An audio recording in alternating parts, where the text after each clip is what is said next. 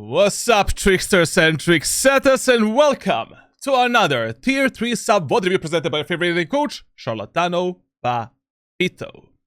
Today, at our coaching table, we have a Thresher, yes, that's his name, playing Jett on Icebox in a silver elo. Let's see what Thresher has to say to us. Actually, Thresher is not silver, he is gold 2, so this is a gold 2 Jett VOD review on Icebox. Now, I was debating on submitting this VOD, however... I was debating on submitting this VOD, however, I feel like it's been beneficial due to Icebox being a map I'm fairly neutral on with a win rate. This match ended up being nearly an hour long and into overtime, and I was playing with my duo in Discord voice comms. My duo in this VOD was playing Killjoy. Okay, we're also gonna see our duo as well. We're gonna check how bad is he. I feel stuck in high silver, low gold. I was gold 2 earlier in the act, but since dropped to silver 3. I feel like I'm plateauing, and I feel like the games that I go crazy positive on, I still end up losing because of bad teammates. Listen, like, no one can convince me that you're stuck in low elo and medium elo lobbies just because of your teammates. Yes, below Immortal 3, you will meet some crazy people, but carrying from Iron 1 to Immortal 3 is easy in Valorant. Like, the game really becomes a bit harder in Immortal 3 because it becomes more grindy. Quality matters, but also the quantity as well. And the amount of hardstack Immortal players in this game that are mentally and also that are like kind of depressed and don't want to play Valorant anymore is too high. Also, there's a lot of boosted players like, in Immortal and stuff. Yeah, I don't want to speak about it. Like, yes, 40% of games in Valorant, you will lose because of your allies, because enemies are better, and because of team diffs, or some unlucky shit happens in a game. But 60% of games are always within your control, and 60% of games that you lose because you are shit. So we can do something better. Generally speaking, in Valorant, the amount of kills that you get doesn't matter at all. Like, it is much better if you win a match 13-11 with 13 kills and 11 deaths, but those 13 kills were clutch kills and kills that actually matter. Having 20 kills and losing a game is not really your job in Valorant. Like, usually, problem of low elo players is that they trust their allies way too much. Especially when you play duelist, like, yes, your job is to make space. Your job is to go in. Your job is to pressure the enemies. But how you execute the bomb sites, how you take space, how you take duels, heavily depend on what type of teammates you have. In the first 4 rounds on attacker's side, like, we should always play a bit more reserved. Playing a baiting and trading type of a game.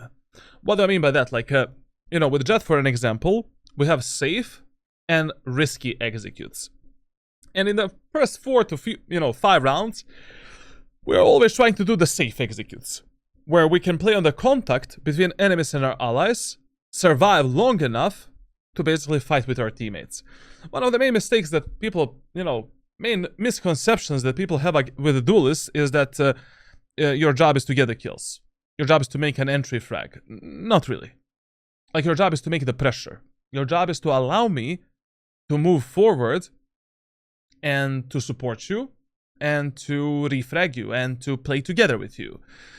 Usually, main mistakes of the Jett players is like bad timings, way too over-aggressive, distance between them and the rest of the team is way too big. Like, your teammates cannot capitalize on the plays that you're trying to do, and they cannot support you.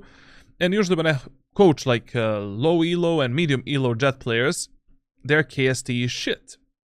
And the KST simply tells us like that your timings are bad, that your team play is bad, that you're picking the fights that you don't need to fight, or fights that are not working in your favor at all, and that is bad.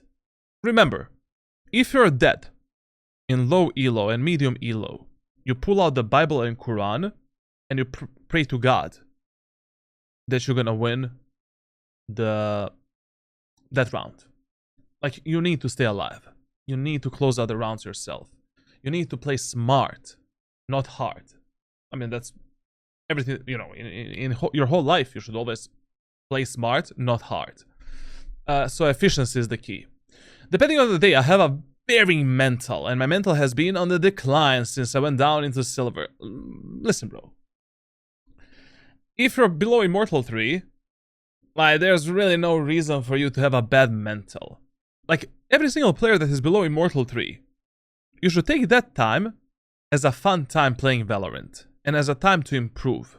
You know, try to have fun. Follow some rules that allow you to have higher win chances, like do some proper aim training. Do what, you know, experiment. Experiment. This is a trial and error period of time for you. Like, you're trying stuff, you're developing yourself as a player. Like, trust me, mental disability is gonna come once you reach high elo lobbies. Like, that's where things become even worse than in low elo and medium elo. So, you know, your mentality should never be impacted by what type of teammates you have. Never. Like, you cannot change players in 30 minutes. You cannot coach them in 30 minutes. Like, you know, my coaching never stops. Basically, when you buy my private coaching on Discord, like, I'm coaching you until you're satisfied with your rank, with your improvement, or you reach your desired rank, like. So, or you reach Radiant.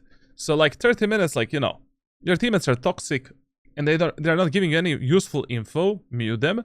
Your teammates are toxic and bad, but they do give you a useful information. Don't mute them. You know, try to create that mental resilience, you know, like, if it is possible, of course. Like, I also, like, you know, sometimes I have bad days, like, I don't sleep enough and I get tilted because of my teammates, but that tilt never lasts. And also, what is more important, you know, when you have a bad mental, is that you want to, like, really polish out your gameplay to the levels where even if you're tilted, you're still you're trying to do things properly and trying to win. Like, winner's mentality is very important in Valorant. Like, you know, even, you know, when you watch me on streams, I will say multiple times, like, this game is lost, this, that, but I never truly mean that. Like, I'm a very mega competitive person. I will try hard, like, even when I say I'm trolling, I'm actually trying hard. Like, it's just engraved within me to try hard and want to win. You know? Like, that is the type of mentality that you need to build up. It takes time, it takes practice, like, there's a training for everything. And maybe, you know, like, we can do some adjustments to how you think to help you out. Also, like, a huge factor when it comes to your mental health is your real life. You know, when you play the games. How tired you feel. How annoyed you feel. How ready to play do you feel. Like, is your real life going good? You know, if your real life is shit, you know, things are not going good, trust me, Valorant is not gonna make it. You know, getting Radiant doesn't fix that at all. Like, and if you get in a losing streak, it's only gonna get worse, bro, you know, like, so make sure that if you're really competitive and you wanna win matches and really improve at Valorant, make sure that you're playing, like, when everything is going good for you, you know. Take care of yourself, what you eat, what you drink, do you go to the gym, like, is school going good, you know, like, and then you will perform in-game better as well, like, always. Recently, all my games have been roll or get rolled, in the sense that they're either our team or the enemies would just completely demolish us. As I said, like, 40% of losses are not within your control. Like, they're auto lose. And 60% of games, I truly believe, like, I mean, you know, there wouldn't be any Radiant players if it is fully 50-50. I think, like, you know, as you go higher through the ranks, like, that 60-40 kind of changes a bit. You know, like, let's say from Iron 1 to Ascendant 1, it's like 70-30. I think that 70% of games you can carry yourself. Like, you are the one that can do something better. From Ascendant 1 to like Immortal 2, it's like 60-40. And then when you reach Immortal 3, if you're playing solo queue, it's like 52-48, for an example. So I really think that in this low elo, like, we can definitely do something better to improve your win rate and to make you stomp these idiots. But of course, like, you know, there's smurfing, there's boosting, and that can impact your win rate from act to act. Like, maybe one act you get really unlucky, and like out of 50 games you play 10 games against boosters and smurfs. Nothing to do about it. Like, when you're playing against smurfs and boosters, like, your job is to win as many rounds as possible. Your job is to take as many kills as possible. Make sure that you team MVP so that your rank rating and MMR is not gonna be that intact, you know, not gonna be that impacted, essentially. And also, when you're playing against smurfs and boosters, like, the best idea is to just try to play together as 5. Playing default is not gonna work against, you know, if you're giving smurf and a booster like a 1v1 fights, the match is already over. This turns my mental really bad, and sometimes I do say it's because of a smurf. Maybe like 10% of the time it is. Yeah, I mean, like, there's a lot of boosters and smurfs in Valorant. I don't deny it. Like, I think that probably like 10 to 20% of games you do lose because smurfs and boost and cheats. Like, when you're below Immortal. Definitely, like 100%. But still, you know, as I said, like, people wouldn't be improving from my coaching if it is impossible to get Radiant. I mean, these days, I need to admit, like, I'm getting less and less players that are actually getting Radiant from my coaching. Like, I would say 80% of players get Immortal 3, and then the hell begins, because going from Immortal 3 to Radiant these days is like, especially if you're not playing on North America, I don't know, people have lost willpower to play the game. Like, people have lost, I don't know, it's just really like, you really need to invest a lot of time and a lot of effort to get Radiant. I still think that getting Immortal 3 is like easy in Valorant, but if you don't have a duo queue from Immortal 3, like, and you don't polish out all of your mistakes, and you don't play with 300% focus, it's gonna be hard. It's gonna be hard, really, really hard. Like, you really need to put in a lot of effort. Now, I often get tilted into the next game after getting rolled. I don't say it's impossible, you know, but it's just like, you need to play. You need to play a lot of Valorant. I often get tilted into the next game after getting rickrolled, demolished, and I was wondering the best way to combat bad mental. Listen, usually the bad mental comes from real life, as I said. Like, when you get tilted, try to make some kind of a punishment and reward type of tool. You know? You get tilted, 10 push-ups. Eat something, drink something. Get up, wash your face. You know? Do something. Like, for example, what helps me is, like, I'm chewing a lot of gums when I'm playing the games.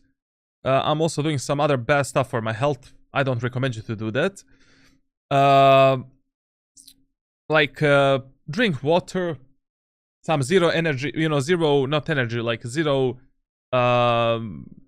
things, like such as Pepsi Max, like that can basically give you dopamine in brain, because it tastes like a sweet, and it's like 0 calories, and it's not that, I mean, it's every like soda is bad for your health, but don't drink like 6 liters per day, you know. Then like gym, like taking care of your body, mind, health, like, is very important, of your real life as well. Don't play when you're annoyed, when you're bad, you know, your bad day, don't play Valorant. Like, your day is just gonna get worse. Then like maybe you can get some duo queue that has a better mental than you, that can, you know, playing Valorant duo queue is always more fun than solo queue. Like, you can keep each other in check and have fun, you know, while grinding.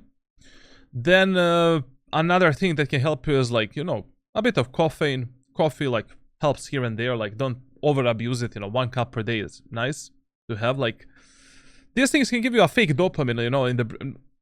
Not fake, but like a placebo to some degree.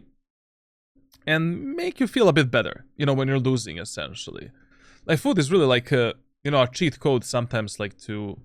You know, when you're feeling depressed, like, you usually eat, you know, like... after a good round of crying, like, and bad shit's happening, like, I don't know, at least that's what I do, like, you know, it boosts my day a bit better.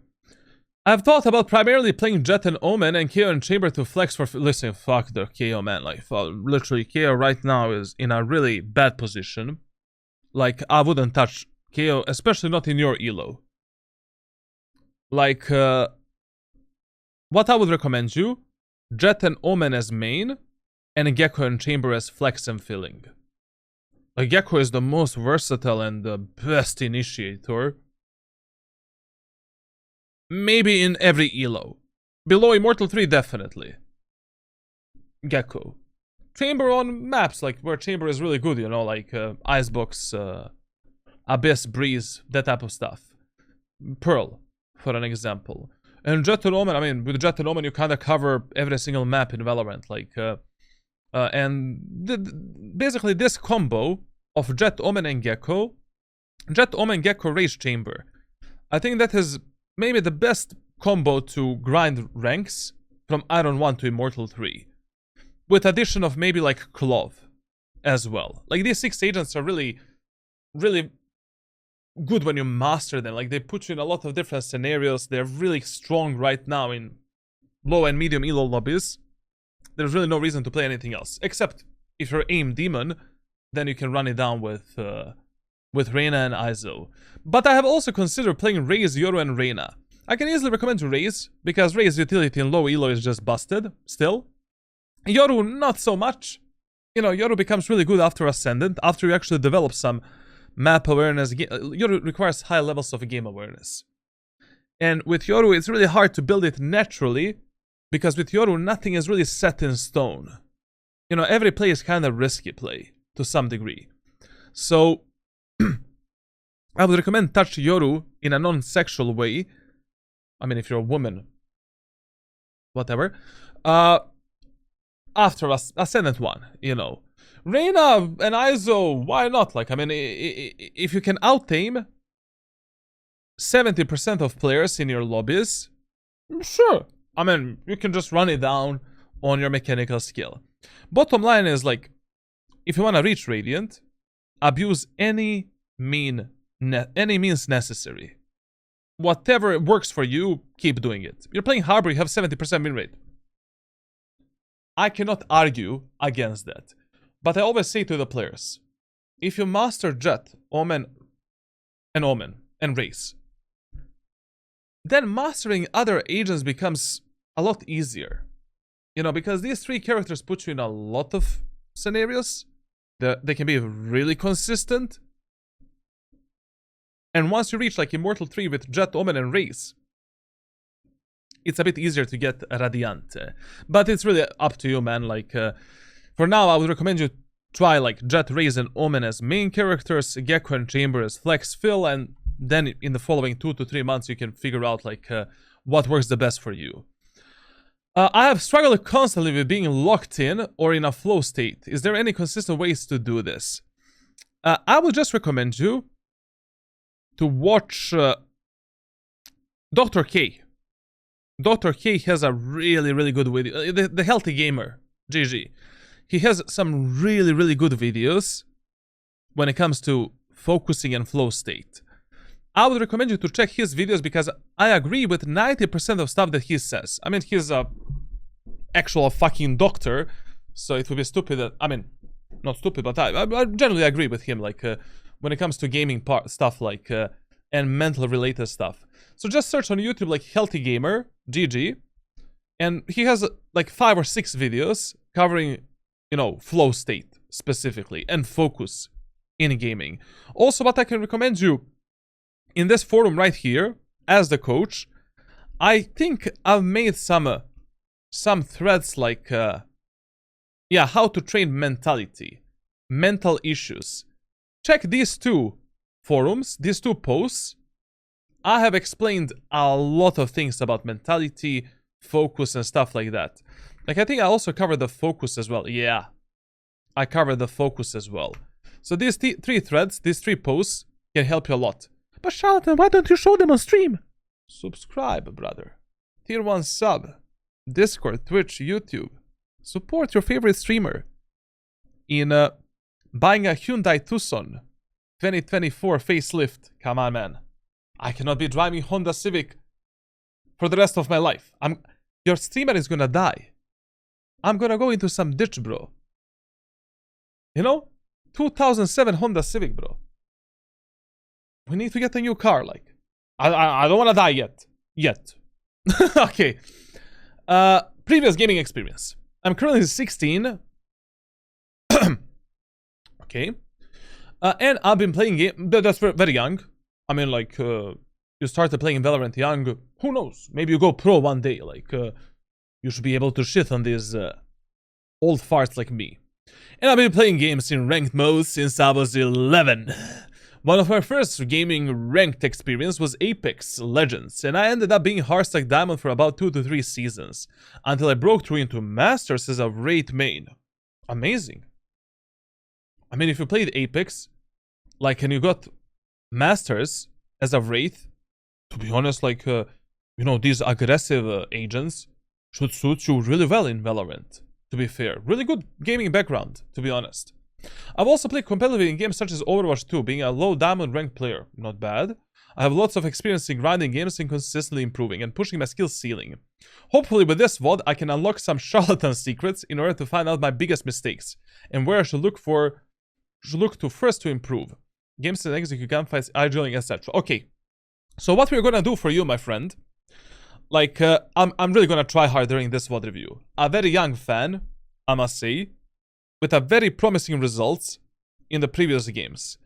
First thing I'm gonna say is that I think even without this coaching, this guy can probably get like Ascendant Low Immortal without any problems, without this VOD review.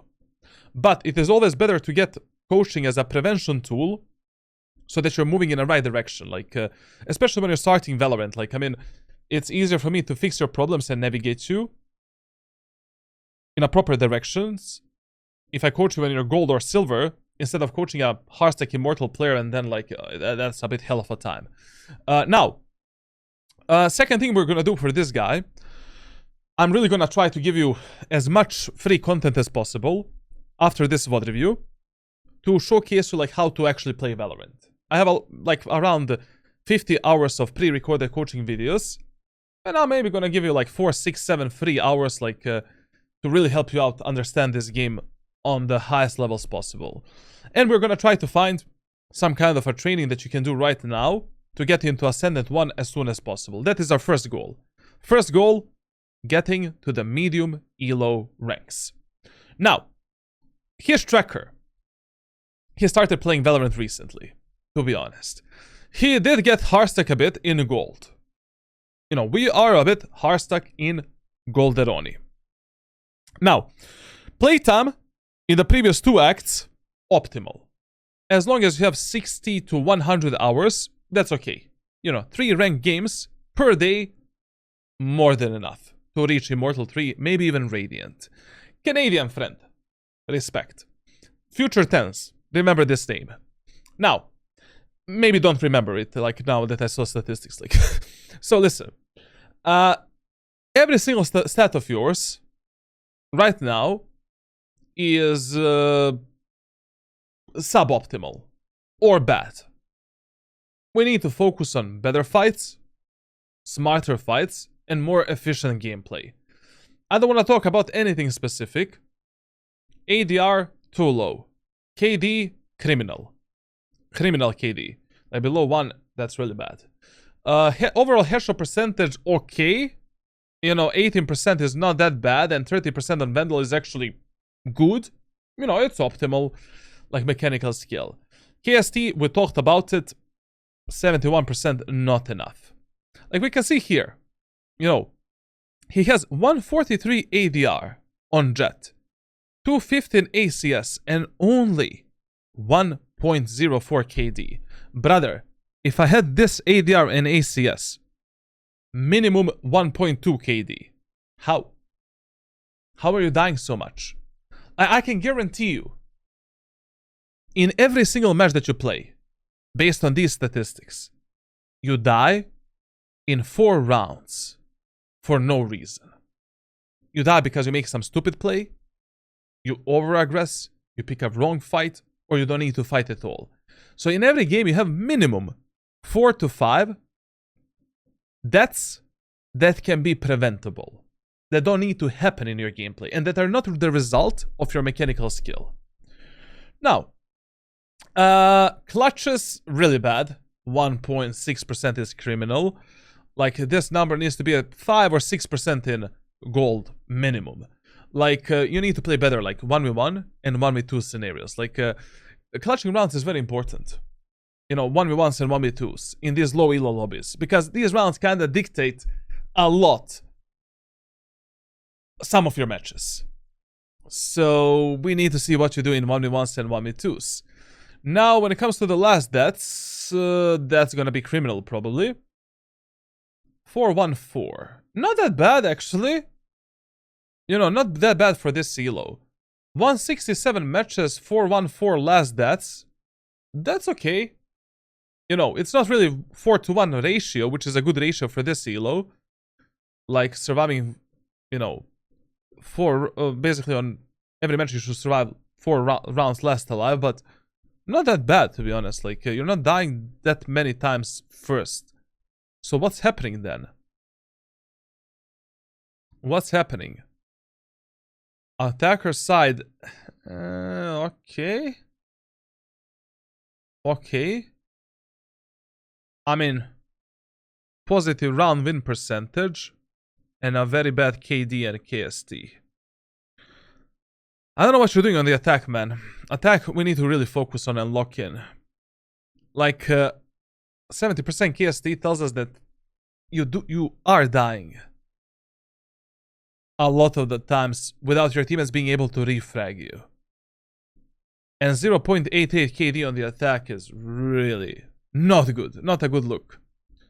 Defense, better KD and K. I mean, even worse, to be honest. Even worse. I mean, in this elo, basically low elo, it's easier to carry the games on a defender's side. Because you can always control, you know, read the enemies. Pay attention to what they're doing. Counter them. Like, it's easier to counter the enemies and punish them when you're playing on defense in this low elo rather than when you're playing on the attack.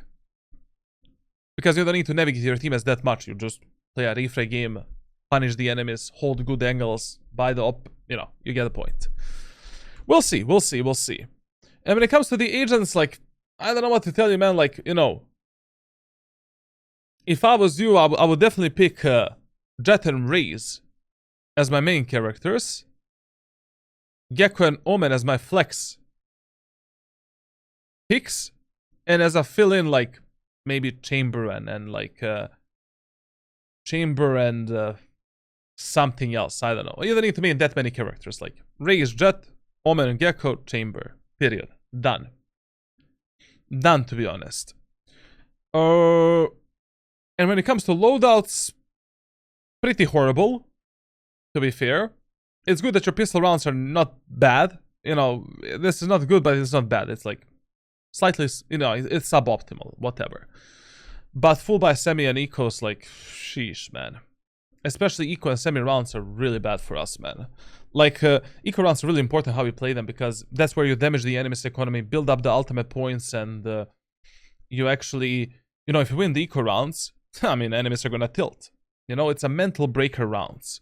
Semi rounds as well, like, God knows how many anti-eco or, how, you know, rounds you lose against the enemies. Like, you know, you win the first round, then you lose the second round because we don't play it properly. We'll see how I can help you, man. Like, all 3 of these rounds needs significant improvement. But especially semis and ecos, especially. Now, classic problem. Brother, you cannot have 1300 kills on Vandal and Phantom in low elo. And the second most used weapon is 128 kills. Like, You want to become a John Wick of Valorant. You play the gun with which it is easier to win a specific round.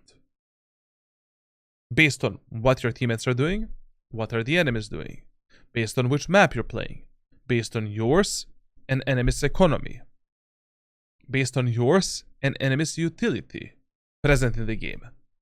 Like, this is the best moment of time for you to learn and to develop yourself as a player. You just started playing the game, newcomer to Valorant, experimenting, developing yourself.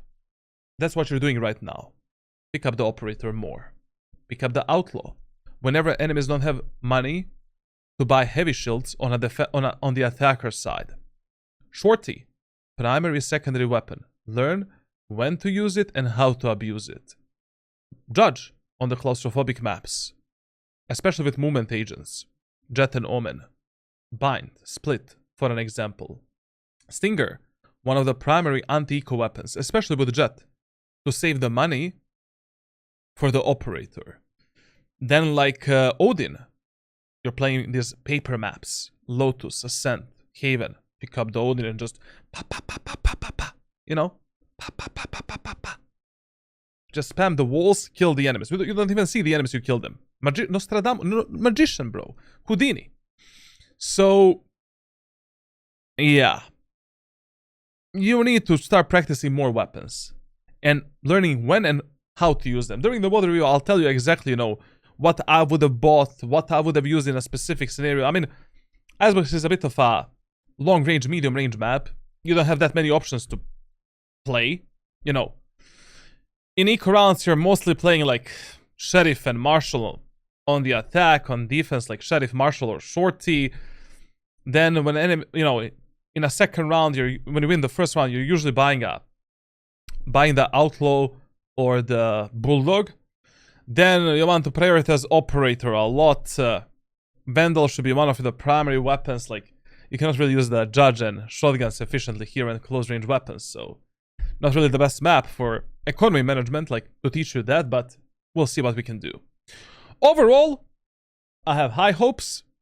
And let's make out of this guy the next VCT player. Okay, let's start with the VOD El review. Okay, so let's start with the defender side on Icebox. Quick TLDR, as per usual. So, first of all, your default bomb site and number 1 priority is A site. Number 2 priority, B site. Number 3 priority, mid area of the map. Generally speaking, on this map, the first round, you always want to play on A site. Always. Always. And then, how you position yourself in a second, third, fourth round, like, depends on what are the enemies doing and, how your teammates are playing. Usually, if you win the first round, then in a second round you should play aggressively inside of the tube, because chances are much higher that eco, halba, and bonus enemies are gonna push you on B or mid. If you lose the first round, then in a second round I would always gamble on A site. And then, like, from the third, fourth round, like, you position based on the enemy's pattern of pushing, utility users, team composition, and what they're doing in general. Like, whenever enemies are pressuring you hard on mid, like, you should be starting around the mid area of the map trying to counter them. But in general, like, you as a Jett are much more useful actually defending the choke points and punishing enemies there with your dash ability and stuff like that. On this map, on the defender side, you want to rotate really slow. Don't do over rotations. Don't sell the bomb sites for free. That's really stupid. Like, it's a slow rotation map. And always be aware, if you don't have a mid control, be aware that one guy can be kitchen, underneath the tube, yellow, like CT screen, stuff like that. You need to track the enemies, track the numbers, pay attention on the minimap, and you'll be good to go. You'll be ready for this map. Now, overall, on this map, if you have no idea where the enemies are gonna go, and especially if enemies are abusing mid area of the map a lot, like, just start around the mid and play faster rotations towards B site and towards the A site. The first 3 to 4 rounds, play passively, you know, try to like hold some good off angles, punish the enemy's pushes and executes, like see how the passive playstyle is gonna work. And then from the 4th round, we need to make a decision. Can we continue playing passively? If enemies are just executing bomb sites perfectly and destroying us, then the answer is nope. But if enemies executes are shit, and the passive playstyle is working, then the answer is yes, we can continue doing what's working for us. And overall, that's it. Like in the first round, personally, I wouldn't complicate things that much. Like in silver and gold elo, you know, silver, gold, platinum. Like, you know, in low elo, I will always go for the same strategy, always.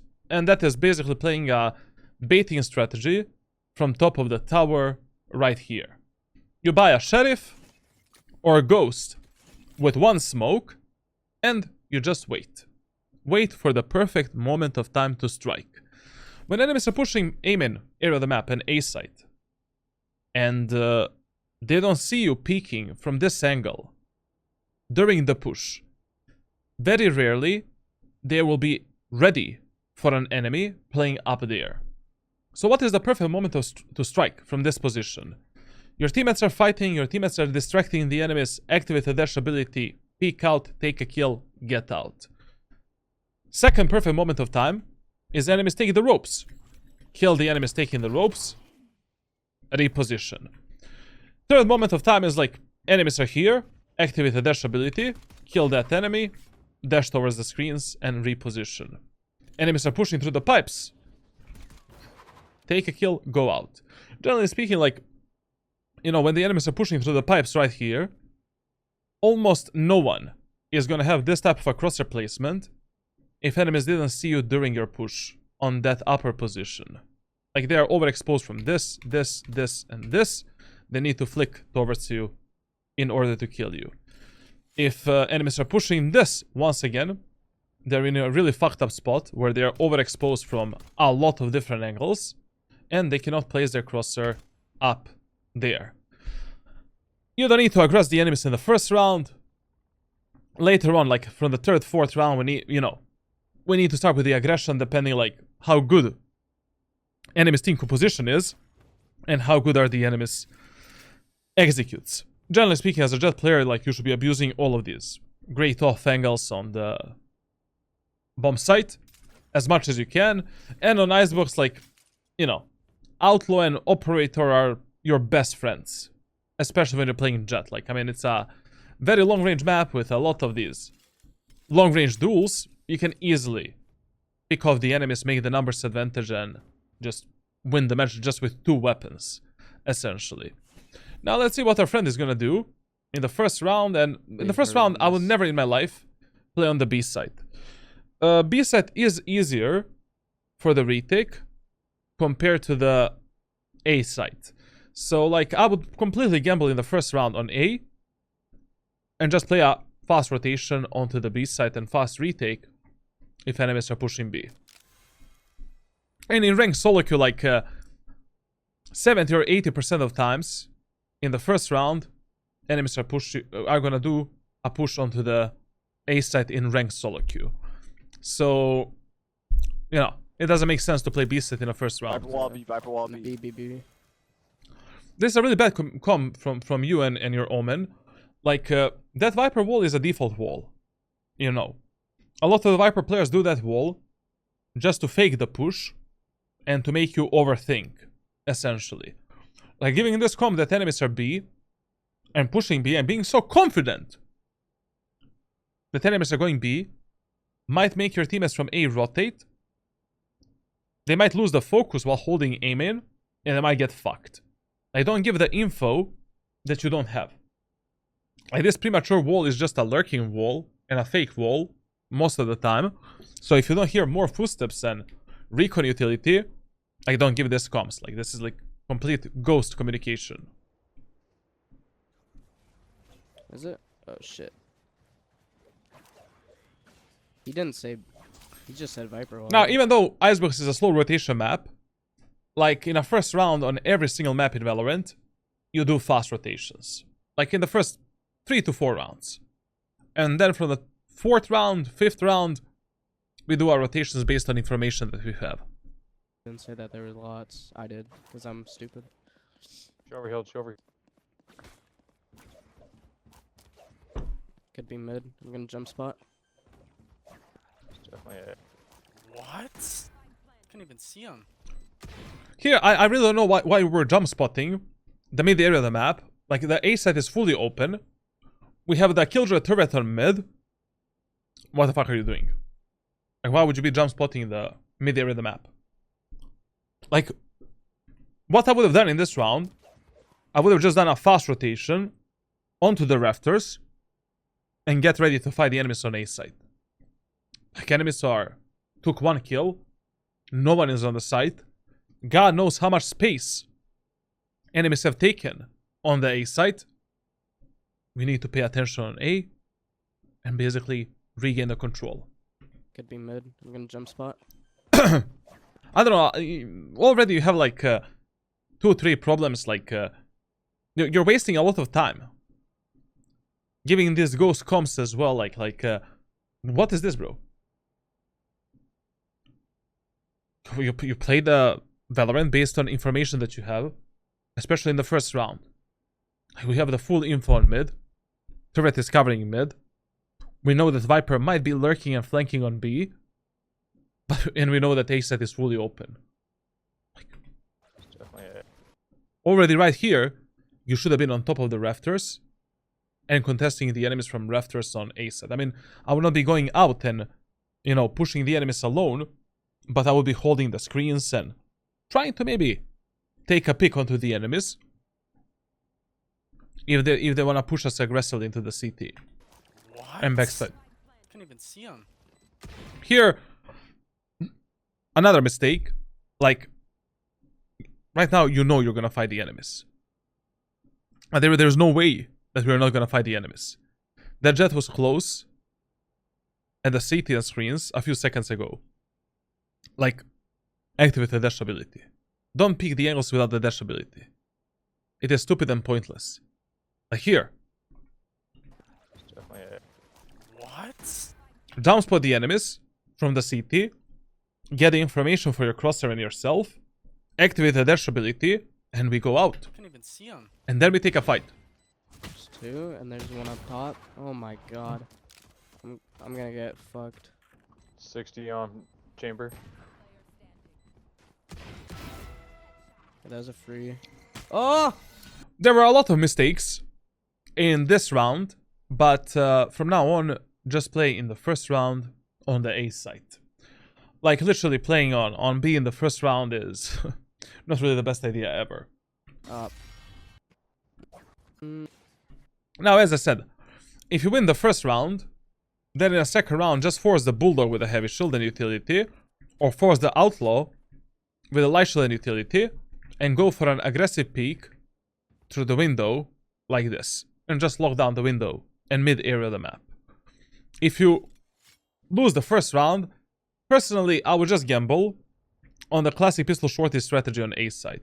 Just buy a classic here with a shorty, buy 1 smoke, you know, make sure you have 1 smoke, and then when the enemies are close, just jump on top of them, kill them. Jump, kill them, and dash away. Then we can take a classic pistol with a smoke, maybe reposition, or maybe we can continue our aggression and try to take more kills. Like, and if enemies are pushing B, take the classic pistol and just play retake of the B side.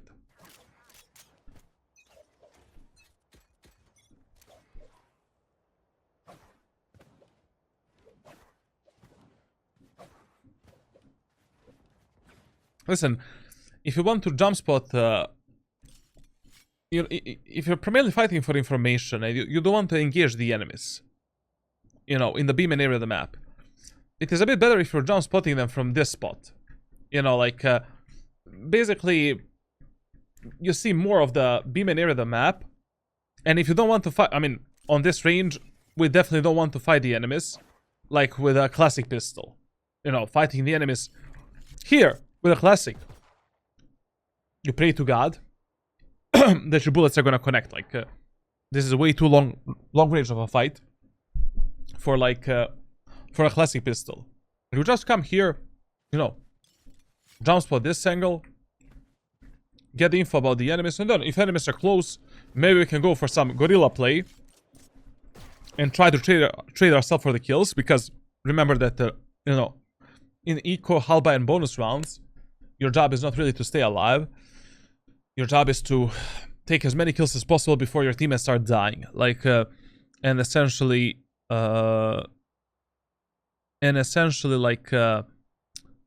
trading yourself for as many kills as possible, you know, damaging the enemy's economy, building your ultimate, etc, etc.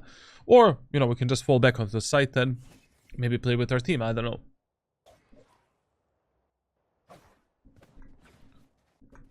But once again, you know, if you lose the first round, second round, you should always play on the A site, always. No matter what type of strategy you want to do. Heavy. Here as well, like even in this example, you should have pre-activated dash ability just so that you have a second fight and second chance to fight the enemy team. Right here. Nice. Bro, right? Like here, if you activate the dash ability a bit earlier, as soon as you were getting the contact with the enemies, you probably would not have died from this chamber. I mean, who knows? Maybe you would have died in the middle of the dash, but at least we would have had the dash ability activated. You know, that's the whole point. Like, generally speaking, when you're playing Jett, like, if there is even a 5-10% of chance for you to fight the enemies, activate the dash ability. Like, it is never truly wasted as long as it gave you a chance to survive some kind of a peak and some type of a fight. You know, there are some wasted dash abilities, but literally, like, this, you know, you are not activating dash ability at the right moment of time to fight the enemies. Now, in this third round here, you know, generally speaking, on Icebox, whenever enemies are playing some kind of a bonus, eco or halby round on the attacker side, chances are a lot higher that they will try to do something in the mid area of the map or on the B side. So you should position yourself more towards mid and towards B. Like, once again, maybe peeking aggressively through the window or playing under the tube, jump spotting the enemies and playing fast rotation towards the B side. That's just generally like how players' mentality works in ranked solo queue, and what type of patterns solo queue players decide to use. Some crazy. On this position, activating a dash ability is nonsense. Listen, whenever you're playing elevated positions with a drop towards the safety, you almost never want to use your dash ability to fight the enemies. Like, the reason why we play this off angle is not to commit. You don't want to commit to the fights with the enemies. Like, we want to use that off angle to potentially get a kill with a one tap or burst fire, and then quickly reposition down to another off angle. And only if we're taking some kind of a 50-50 fight and we don't have any safety available, we should be using the dash ability to fight the enemies. So here, for an example, you know, this off angle, we can hold in 3 different ways. We can hold it like this, essentially as tight as our reaction time allows us, and try to kill the enemies there. One tap, one burst fire, reposition with the knife out. We can hide from the enemies, push, and then peek them with the peeker's advantage and try to kill them. But even for this peek as well, I wouldn't use the dash ability. But if you're hiding and you want to surprise the enemies from this spot as they're peeking you there and there, then you need to use a dash ability to basically fight the enemies, you know, like, and to reposition somewhere else after we kill an enemy, essentially. And then we can play this spot here as well on this off angle. Once again, go for one tap or a burst fire and drop down. And on this spot, we should only use our dash ability if you think that enemies have passed the aim and choke point there, and they're here and here. Then you should pre-activate your dash ability and fight the enemies here, and then dash away towards the site. But you know, if you just want to hold this angle, just play the bottom of this position here. Hold the angle, try to go for a one-tap or burst fire, reposition down, and then we can get on another off angle or elevated position, whatever you want to fight the enemies. But this was way too premature, like, I mean. Okay. And also, I'm not premature, just like, Unfortunate. way too, you know, it's a waste. It's just a waste. Now, as you can see, like, you know, I always say that these rules of reading the enemies and positioning on a defender side are not gonna work 100% of times. But if something works like 60 to 70% of times, then we should definitely listen to that something, you know, follow that specific rule and that specific tip. Like, in this round, we had to play around the mid and play a faster rotation towards the B side. It was more probable that the enemies are gonna push mid, split B, or just push B side altogether. I'm gonna mute you. Respect.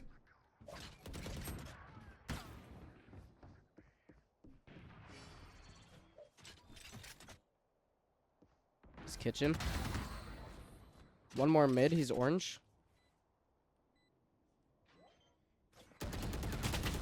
No. Listen, like, man, I know that we're in gold 1, silver, and stuff like that, but, brother, like, whenever you're doing some kind of a rotation from location 1 to location 2, like, you need to clear every fucking angle that you're approaching with the proper crosshair placement, and as deep as that angle goes. Another problem here His kitchen. is going through the kitchen in general. Like, personally, I would have completely ignored this kitchen guy. We're 3 versus 2. 3 versus 2. Let's just go through the CT, connect with your Omen, connect with your ISO, and we have the absolutely highest chances of winning this round. Like, when you go through the kitchen alone, there are so many timings that enemies can use to fuck you up. Maybe he's gonna be in the tube, lurk a bit later behind you. Maybe the guy is gonna play some of these off angles. Maybe he's gonna hide here, surprise you with a jiggle pick and kill you. If you go like this, you know, we are risking this and dying from the site alone. Maybe, I don't know.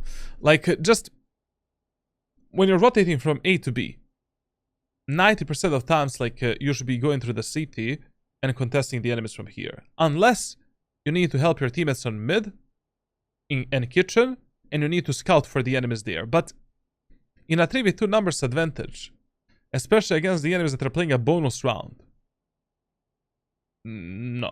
Like you don't need a kitchen. More mid. You don't need to hunt for this kill.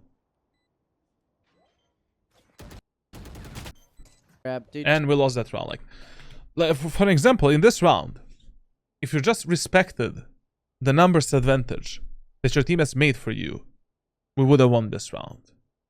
Because, okay, we know that one guy's kitchen and maybe yellow, orange, whatever, like tube. So, chances of Gecko being there as well are very low. Because he probably planted a spike with a wingman, you know? And whenever enemies are separated like this, you know, one enemy is in one area of the map, another enemy is in another area of the map, you want to fall down together with your teammates onto one of these enemies and delete that threat before this enemy connects with this enemy. Like, isolating 1 versus 1 fights or 1 versus 2 fights against these enemies is just stupid. Like, no reason to do it, especially not in a third round. Like, winning the third round, you know, the bonus round for the enemies is really important. Like, if you lose the first 2 rounds, like, and you lose the third round as well, our economy is shit, like, for the next few rounds in general. Like, and God knows, and also your teammate's mentality is gonna be shit as well. Like, losing 3 rounds in a row, like, is always a hard mental toll onto your allies. Now, in this round here, I would have played on the A side. Why? Because enemies were more focused on pushing A, and they easily took the A side control. Second reason is, enemies know that in this round, we're playing an eco hull by round. Generally speaking on Icebox, whenever enemies are eco and hull by, it doesn't make sense pushing the B set and mid area of the map that much. Like, there's a lot of these close range angles where we can fuck them up and kill them. But why would they risk that? When they can just push A side with Sova drone, Sova reveal, you know, Gecko flash, without risking any real close range gunfights.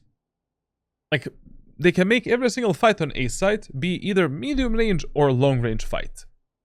So, in this round, based on the enemy's pattern of pushing, and based on the map rules that we follow, we should have played on the A side.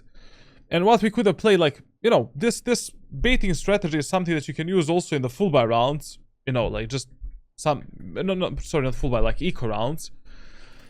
Like you can maybe buy a sheriff, wait for the enemies to initiate the push, and then when you know exactly the location of one enemy, you can peek out, try to get a kill.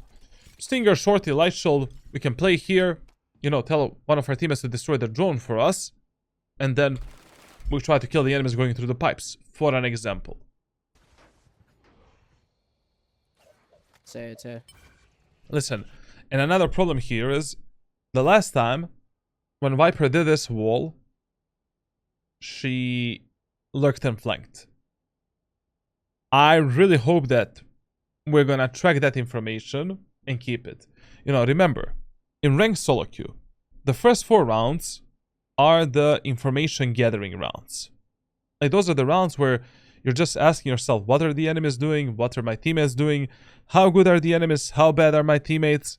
And what I need to do in order to win this specific match. Like, already in this 4th round, we have a really good understanding of how enemies play the game. Viper is always lurking and playing solo. The 4 of his teammates are just pushing together as 4 and committing to the executes. So here, picking up this orb might be interesting, and you know, how we push through this wall with a knife out, and that's also mega dangerous. Like here, if you want to do this lurk and flank, One away, Jett. you need to check the market behind yourself. Because enemy Viper might be in that garage behind you, and we might get butt fucked.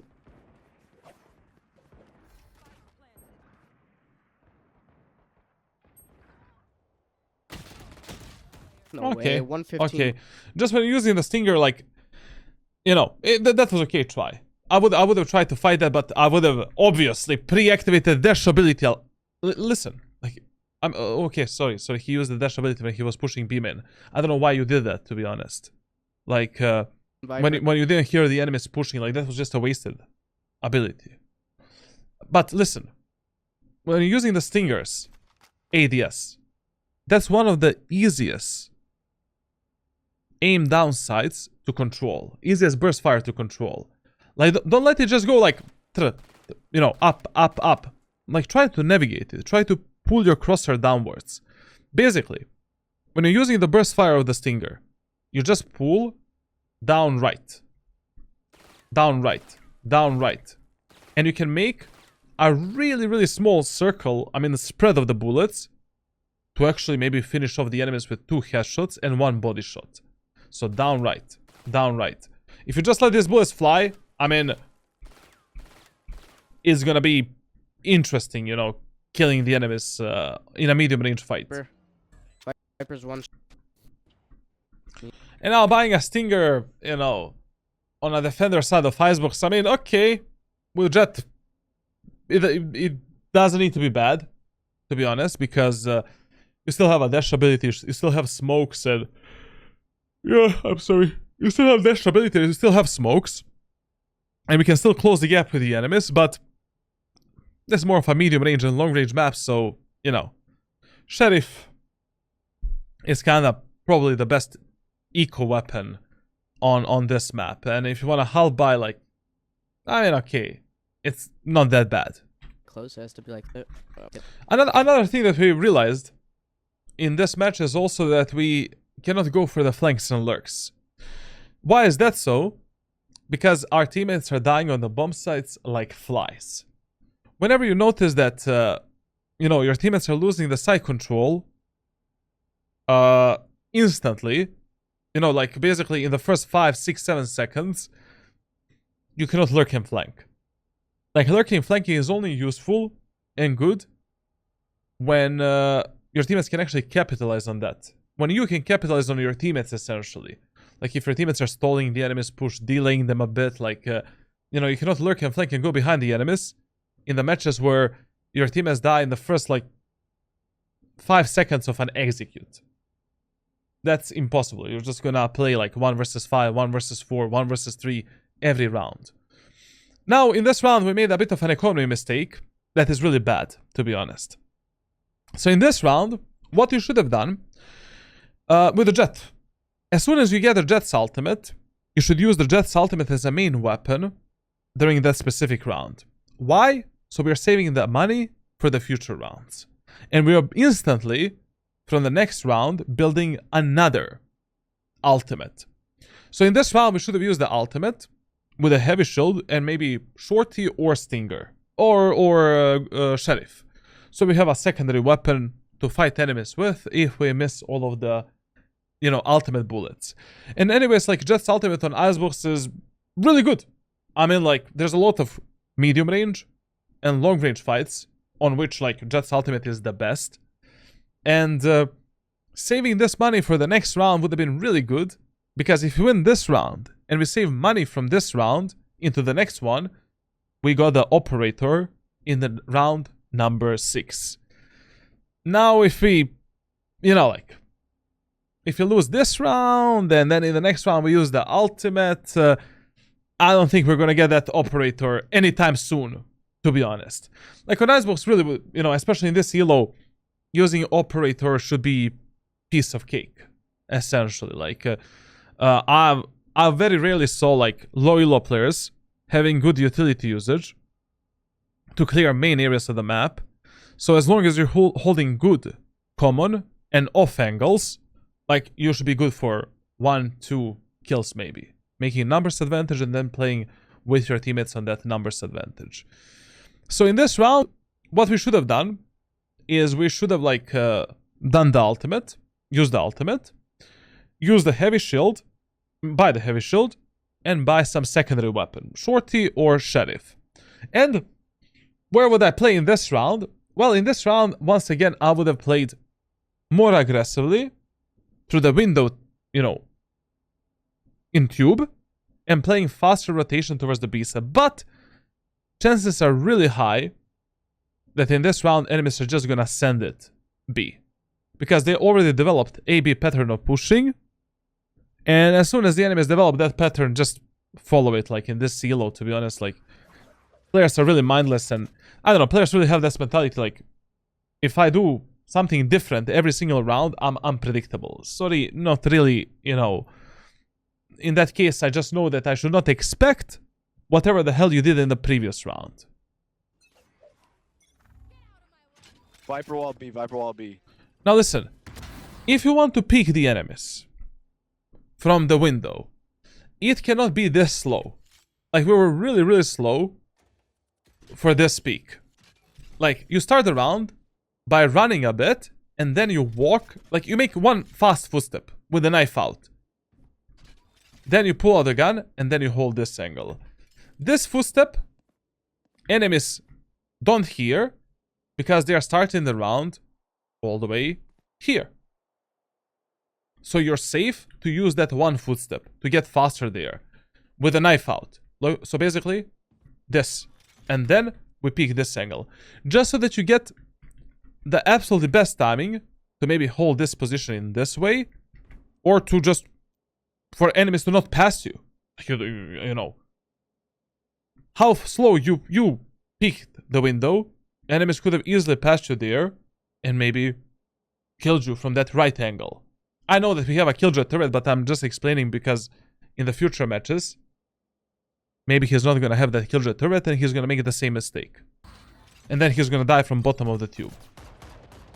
And here, like, you definitely should have committed to the fights together with your killjoy. Like, as long as your killjoy is fighting, you should have fought as well. You know, for example, what I would have done here, I would have just activated my dash ability and hold this angle. Wait for the enemies, try to go for one bullet or one burst fire, and then with the dash ability just go back, and that's it. But I would have still tried to apply some level of pressure, because as long as your teammates are fighting aggressively, you know, you should be there to support them and try to fight with them. Like, I mean, right now if the killjoy dies, like, that's gonna be really bad for us.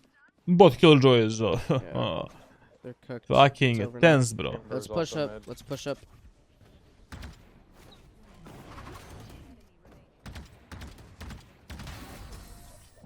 Okay, generally speaking, like, you know, what you did at the end of this round here with this aggressive dash and updraft, like, that was unnecessary utility usage that can cost you a lot later on. But in this elo, you know, this was okay to, you know, distract the enemy Jett. Your Omen would have refagged you anyways, like, it's okay, you know. Nothing really to Holy shit crap, about, to be I honest. really- Now, in this round, I would play A site. It's my default site. Chances are around 60% that enemies are gonna push A. They found a lot of success pushing A site, so enemies probably have more confidence to push A rather than trying to push B again. Especially in this elo, like, one thing you should be asking yourself is, you know, how much confidence you would have if you played on the attacker side right now to execute something. You know, like, based on what happened in a match. Like, usually these low elo players, like, if they lose one round like this when pushing B, very rarely they're gonna be like, oh yeah, let's do it again. Especially if they already found success somewhere else. So here we should be playing on the A side, holding some good off angles and trying to punish the enemies. And if enemies go B, who the fuck cares? Anyways, it's not our default Yeah. site. Like, It's either really you heavy know, A or they split it's not that B with like mid. A site is far more It might be important. mid this time. So thus far, in 6 rounds, I'm 6 out of 6 when it comes to predicting the enemies. I'm not, you know, I'm not boasting. I'm just like trying to persuade you to follow these map and economy specific rules that we follow in Valorant, that I'm trying to teach you. Because as I said, they're not always gonna work, but if something works 60 to 70% of times, that is more than good. That is amazing, actually, to follow. Now listen, on Icebox, never in your life clear the mid area of the map like this, or take this type of a fight. This fight is not working in your favor.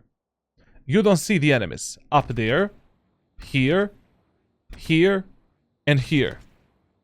The tube is blocking you the vision of the enemies, unfortunately. So you cannot do this.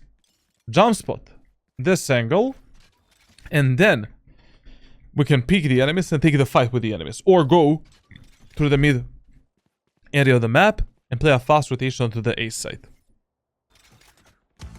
Yo, Trex, take a look for the sub, bro. Muchas gracias, brother. She's on under. Okay. Good kill. Good activation of dash ability, like this. But this is something that I don't understand, man. Like, what, like, listen. Stop with the spastic gameplay. You don't have a Parkinson's disease. And stop with the ADHD. Like, good play is a good play. Bad play is a bad play. Slow, good play is still better than a fast, bad play that worked. Always remember that. So here, we're 4 versus 2. We don't really know exactly where are these remaining enemies. Just play on a refrag. Like, don't do anything. Like, right now, we have a support of our teammates from the rafters. We go slowly towards our Omen. you know, and we prioritize safety. So, especially in this low elo, you need to play a bit of a baiting and trading game when you make true numbers advantage for your team. If I'm 4 versus 2, sorry, not sorry, I'm not gonna take the first fight. Or at least I'll try to avoid the first fight as much as I can in this elo. I'll let my Omen peek first, then I take a fight, refrag him, or make him live a happy life. But doing these random dashes, like, when you have true numbers advantage, such as 4 versus 2, like, one very important rule that you should follow is that you should always stay away from using any unnecessary utility that can fuck you up. Basically, it can fuck you up because of the timings, because of, it can maybe give enemies an opportunity to kill you, stuff like that. Focus on clean gunplay and using only the most necessary shit that we need to use to win that round. Period. And that is how we close these rounds in the easiest way possible. Preserve our economy and preserve the life of our allies and their mental state as well. Like here, for example, and also when you're playing Jett, when your dash ability is running out, like, don't be forced to use it no matter what. Fuck it, okay, it's okay. We took the fight with the dash ability. Dash ability already protected us. It gave us a second life.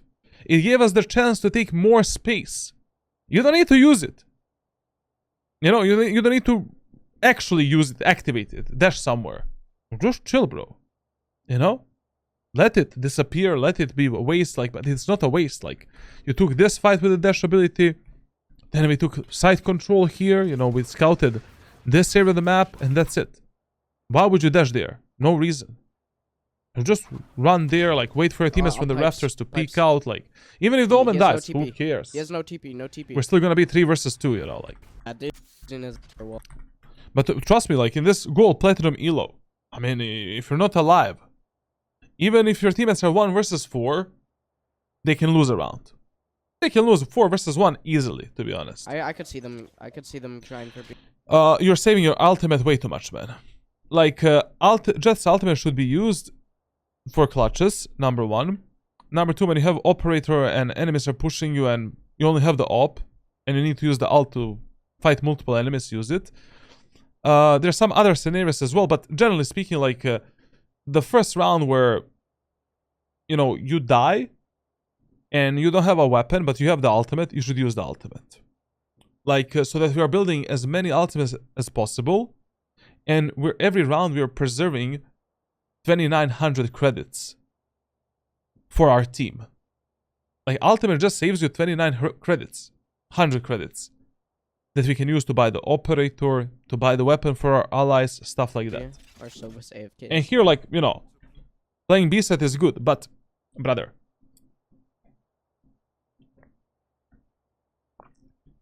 you're playing Jett. You know? Like, why? Why, like, you wouldn't buy the operator? You know? Like, there's so many good off angles, good peaks, good angles to hold with Jett. It's just insanity. Like, I mean, not only Jett, like any agent, to be honest. I play op on Sova 90% of times on Icebox. Like, we can play here, you know, hold this peak of the enemies. If they don't have a Sova to scout us. You know, Sova drone or Sova arrow. We kill an enemy there, drop down, then we can maybe go yellow, activate the dash ability, re-pick the enemies on timing, take a kill, and then reposition towards the top of the site or in the CT. Then, this position, if enemies are using the Sova drone or we want to surprise the enemies, we can just hide on this corner from the Sova drone or from the enemies pushing, and then pick the enemies on timing with the dash ability. Take an easy kill and then reposition onto the tower or into the CT. Then, like, we can just hold this angle if enemies are not using any flashes, any utility, because I never saw them use anything, to be honest, when they're pushing B side. Just hold, you know, this or this angle with your crosshair and be ready for the fight. Drop down with a knife out, then activate the dash ability. You can maybe take another kill and reposition onto site. Then, like, you know, we can hold this position. Basically, 2 angles in the same moment of time. We place our crosshair for the enemies in B long, there, and we do the right flicks onto the enemies here. Enemies are pushing. We kill this guy or this guy, activate the dash ability. We can fake the repositioning, take another kill, and then dash away towards the site, for an example. Then, like, obviously this corner.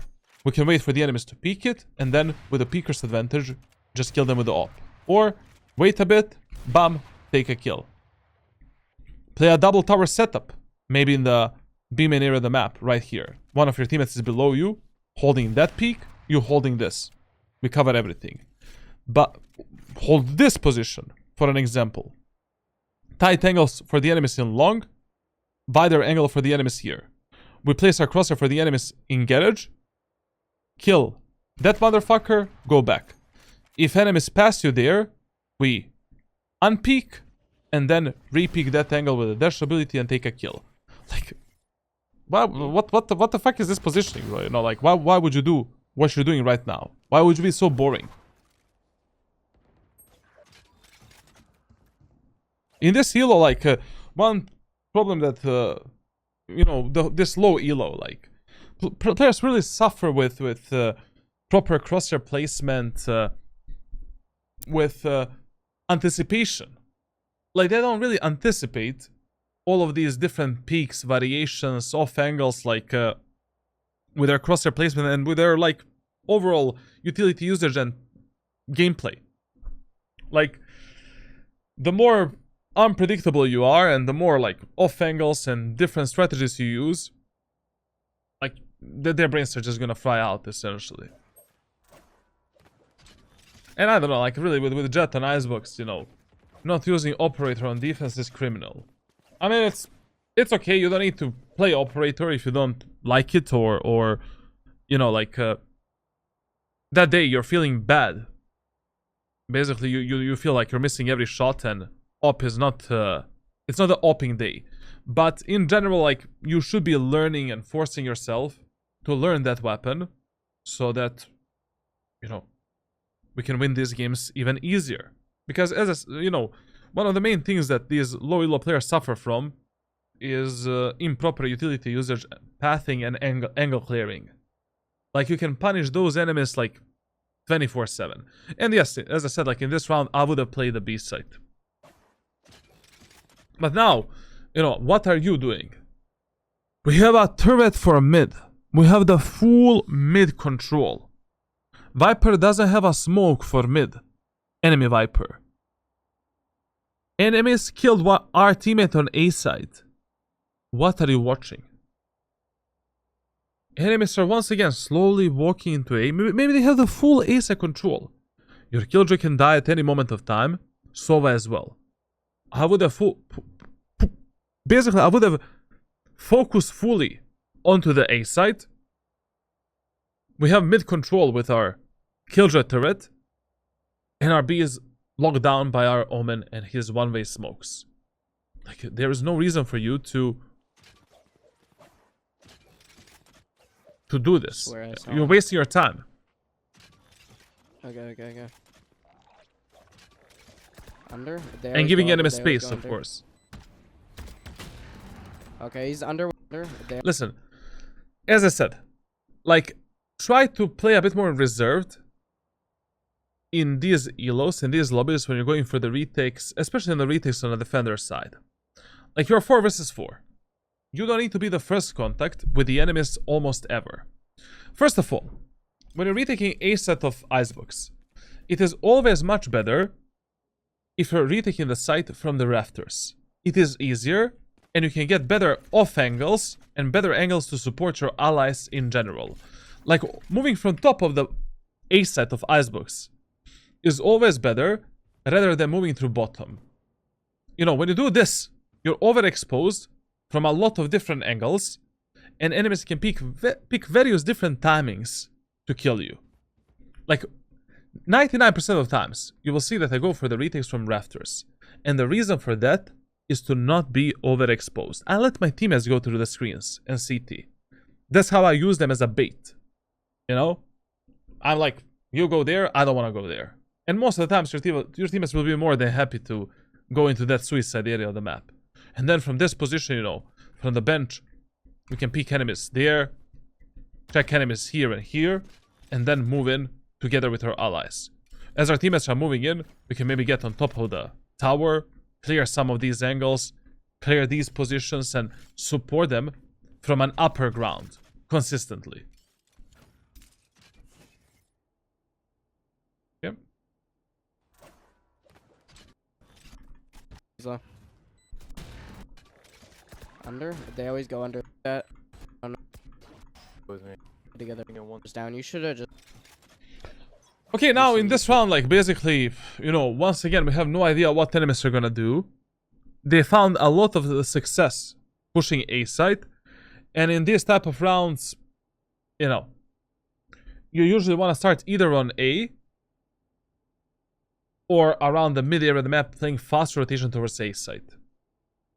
Now, another problem in this match is that our passive gameplay on A site is not working. So probably in this round, what I would have tried to do is like do some kind of an aggressive play on the A site. Like, for example, you know, asking my teammates to destroy the Gecko Flash or Sova Dart, and basically going for this type of a play and trying to kill the enemies there. Maybe using the updraft at the start of the round and just getting on this position with the dash ability, trying to get a kill.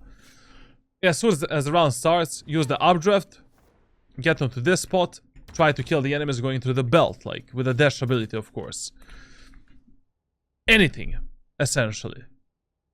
If the passive playstyle is not working, there's no point in the op out. Playing passively. You didn't? Well, no, not you. I meant Sova. What the fuck was that smoke from our Omen, man? I mean, yes, no, you could have killed that not Jett. You, I meant Sova. Maybe through this. I mean, well, no, there was no supporting that play. Like, to be honest, Like screens. I also wouldn't predict for what type of shit that Omen is gonna go, to be honest. You didn't? Well, no, not you. I meant Sova. Like, I have no idea what is that like. That play is absolute dog shit.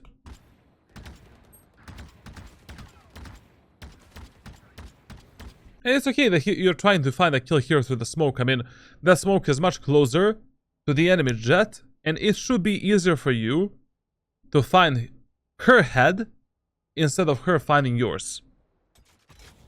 It's a default. But in this round, we definitely should have played 148 like on either a fast rotation towards A on mid, or just played on the A set a bit more aggressively. Reina.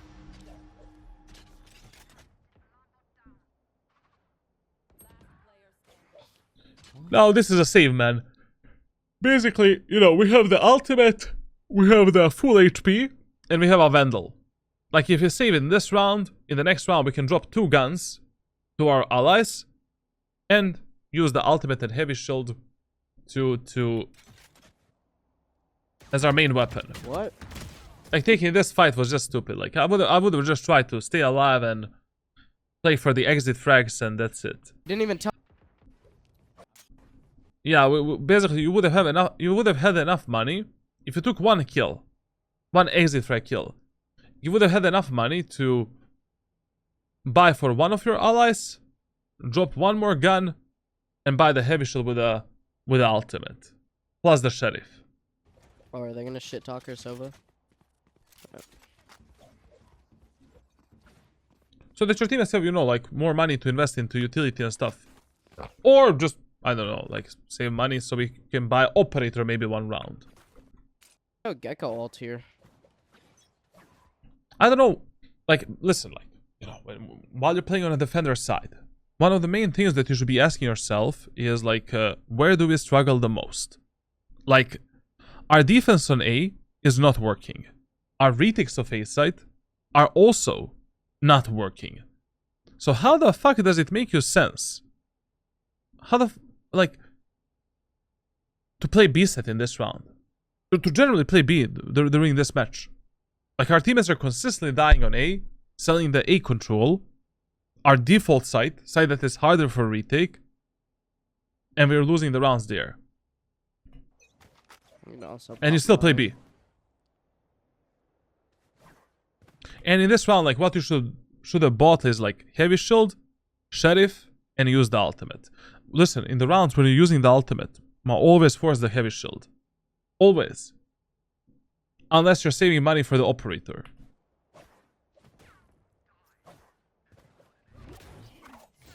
What the fuck? What was that? Updrift? Before the ultimate? I mean, here you should have used the ultimate first and then updrift. Like, ultimate animation of Jett takes ages. Not ages, but it takes like 1 second to actually activate the ultimate. Like, if you saw an enemy there, you should have ulted first and then use the updrift. And also, when you're jump spotting from left to right, like, don't use your knife during the jump spot. Brother, from this knife, I don't see shit. Like, chat, tell me, like, look how much vision he is blocking during the jump spot because of the knife. Like, when he did this, that enemy Jett could have already peeked. Exactly at that timing. And then we lose that information. Like, what the fuck is... Stop knifing during the jump spotting. You don't need to do it. Like, do it only when your knife is not blocking your vision. But this knife is blocking a lot of your vision. When you actually knife out.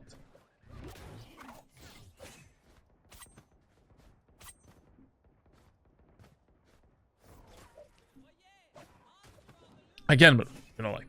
I mean, what's the point of the jump spot if you don't see, like, the angles that you're jump spotting?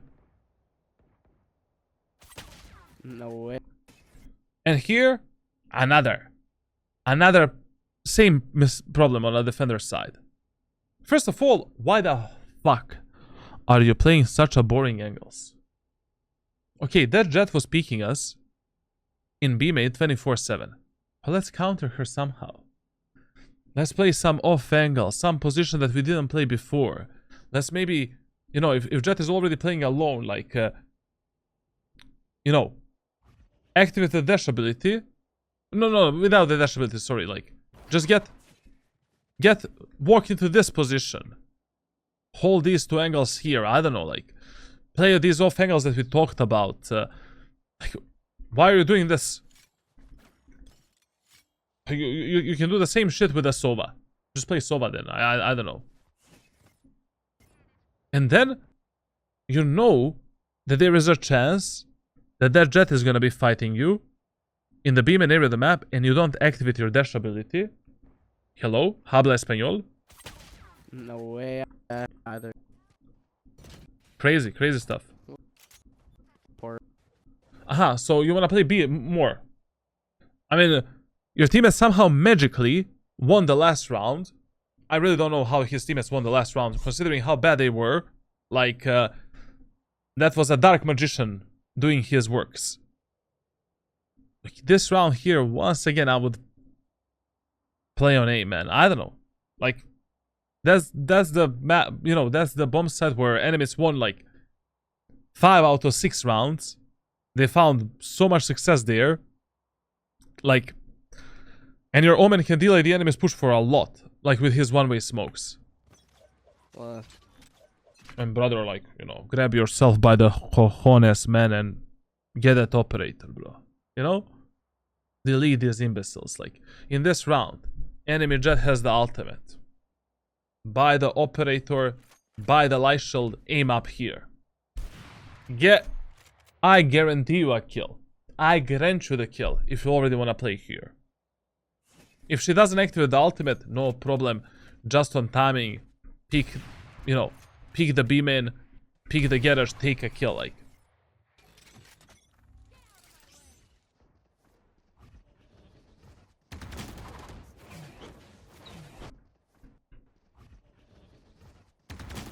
Yeah, that's only the reaction time problem, nothing else. Like, micro corrections, you'll get some kind of aim training for your mechanical skill.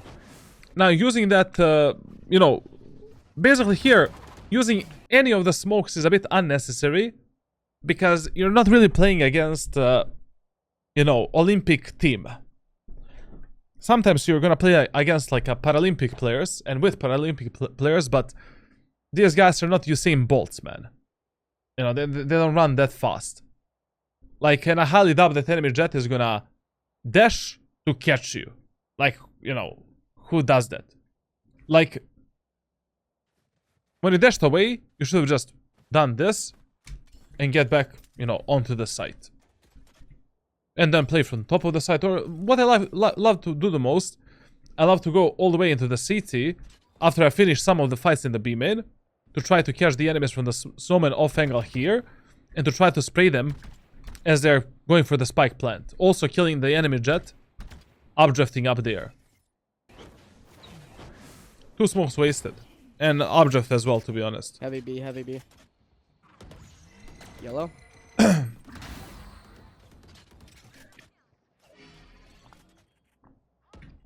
Now, I don't know who's the duo of yours in this game, but remember one tip. If you don't have, if no one is playing yellow here, and no one is playing aggressively in the B main, your Omen should not be doing this smoke.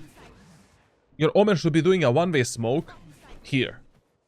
Like, that smoke completely denies the enemies from passing and peeking this area of the map.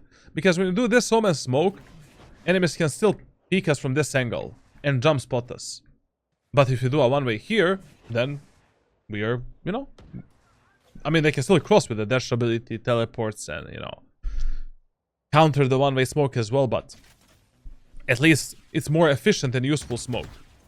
Behind yellow. 2 of them weak. Both of those guys are weak. And here, forcing this fight again, like...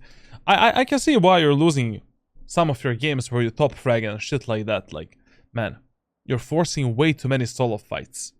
Like, you need to have a breaking points in your gameplay where you're like, okay, my job is done. I've made a numbers advantage. We're 4 versus 2. I don't need to fight alone. I want to use my teammates to fight together with them and to close out this round in the easiest way possible. You need to have more discipline. Now, I highly recommend you, once I finish this VOD, like, check. I'm gonna send you right now, just a moment. Like, you need to check these 2 posts on my... these 2 forums on my Discord server. I'm gonna send you right now. The one is for discipline and being a more disciplined player. And the second one... just a moment to find it. So, this is the one for discipline. That's actually the one that's important. Like, you need to have more, like, discipline in your gameplay, and, like, if your job is done, your job is done. Like, your only job right now is just to make sure that you can play a proper refray game with your allies and keeping your teammates in check. Asking yourself, who's the first one of my allies that can die, and who do I need to refrag as soon as possible, and you know, who's gonna be the first fight, first contact. To be honest, in this round, I don't even give a shit what enemies are gonna do. Like, as long as we play together, we win this round together. Garage. 80 on Viper, 80 on Gecko. You should have pushed here with your ISO and drop down, because this ISO right now might take the fight against the enemies in B main, and we don't have a good angle to refrag that ISO. Like, your refrag game needs to be much better. Like, you need to be more refragable teammate, but also, in the same time, we need to choose better angles to support our allies and to refrag them. Here we should drop down, and we should have fought that Gecko together with ISO. We should have fought that Viper together with ISO. Swinger. She said 80. Yeah, let's go around this way. She has wall, we can just honestly swing through wall. No reason to hold this angle all you need to do She right has ult now too. She might ult. is jiggle pick. Okay, she's in the ult. Okay. Okay. Good shit. The ending was like, okay, I mean, the Viper could have baited the plant. I don't know why she didn't do that. That's what I would have expected, but it's okay. Focus more on fighting less. Doing, like, you need to do less job, but more efficient job. You know, like, it's much better to have a worker that can do like that can finish a 9-hour job in 3 hours than a guy that is like slacking off and doing the 9-hour, you know, the 9 hours job in 18 hours, for an example. Like, just focus on most necessary shit in your gameplay, you know? And your initial positioning can be much more interesting, much better. You know, to find some picks to surprise the enemies and kill them, actually. Now, in the next round, obviously, we should play where? On the A side, because enemies are, in this match, they're fully following the rule of fear. Like, every single time we fuck them up on one side, they switch the bombs and they push. So in this round, I will be playing A. That's the only information we have, and nothing else. And we also have the info that enemy Jett likes to be aggressive in B, but I would just pray to God that my ass is not gonna die. Walk up garage. Shotgun. Let's go, let's go, let's go. Listen, like, whenever you're going for the lurks and flanks behind the enemies, and you're exposing yourself from an angle from which enemies can peek you or they can be there, you need to hold the gun in your hands. How do you know that CHARLATAN is not holding this tight pixel angle there? I love to hold that angle a lot. How do you know that I'm maybe not camping there and waiting to peek you on the timing? Gun in the hands. Like, you can hold the knife in your hands only when you're absolutely certain that enemies cannot be in that specific area of the map. When you're lurking and flanking.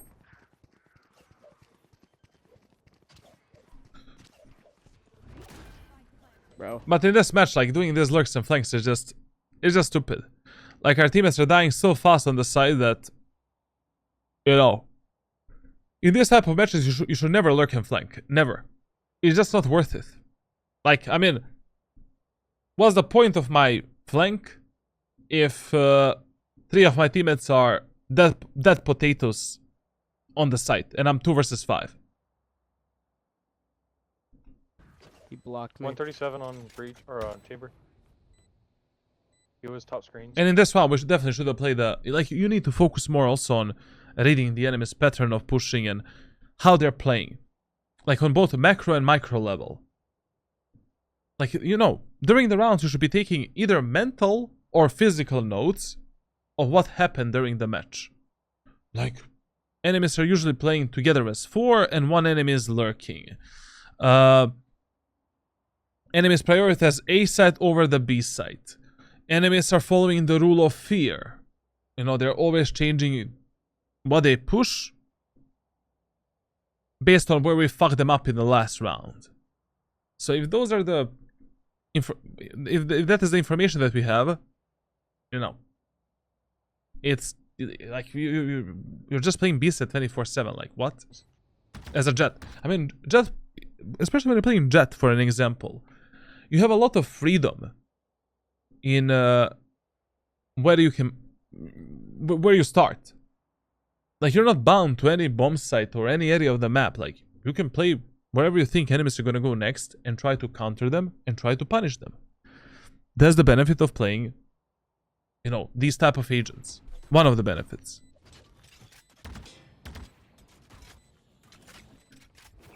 In this round here, for an example, once again, I would just save. I would drop this weapon to one of my teammates, buy the operator, and that's it. Especially because if our economy is bad right now, I mean, winning this round, you need to be a dark magician. You need to be Harry Potter, bro. Like, I don't know. There's a Viper ultimate, 5 enemies alive. We are 2 versus 5. They know where we are. Like, you need to be 60% better than these enemies, and you need to have around 40% of luck. Fuck it. You know, not all of the rounds are winnable. Like, depending what is our economy right now, and if our teammates can buy in the next round, we should maybe just save. Or play for the exit frags. Okay, that was ass.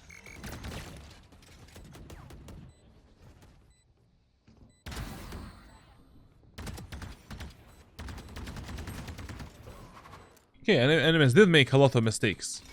Do you think I do it? If we kill that, if we kill that,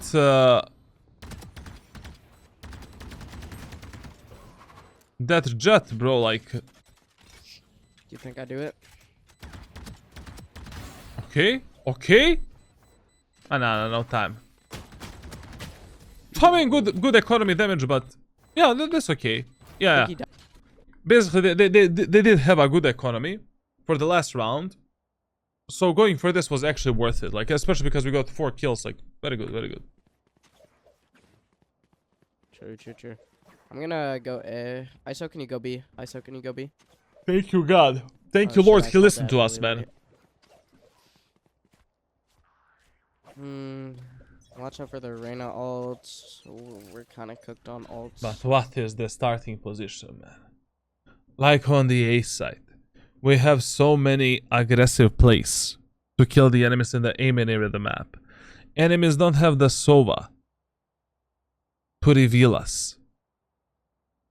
We have so many good off angles to kill the enemies, and you decide to play on top of the rafters. This is your last position when you're defending the A set of Icebox.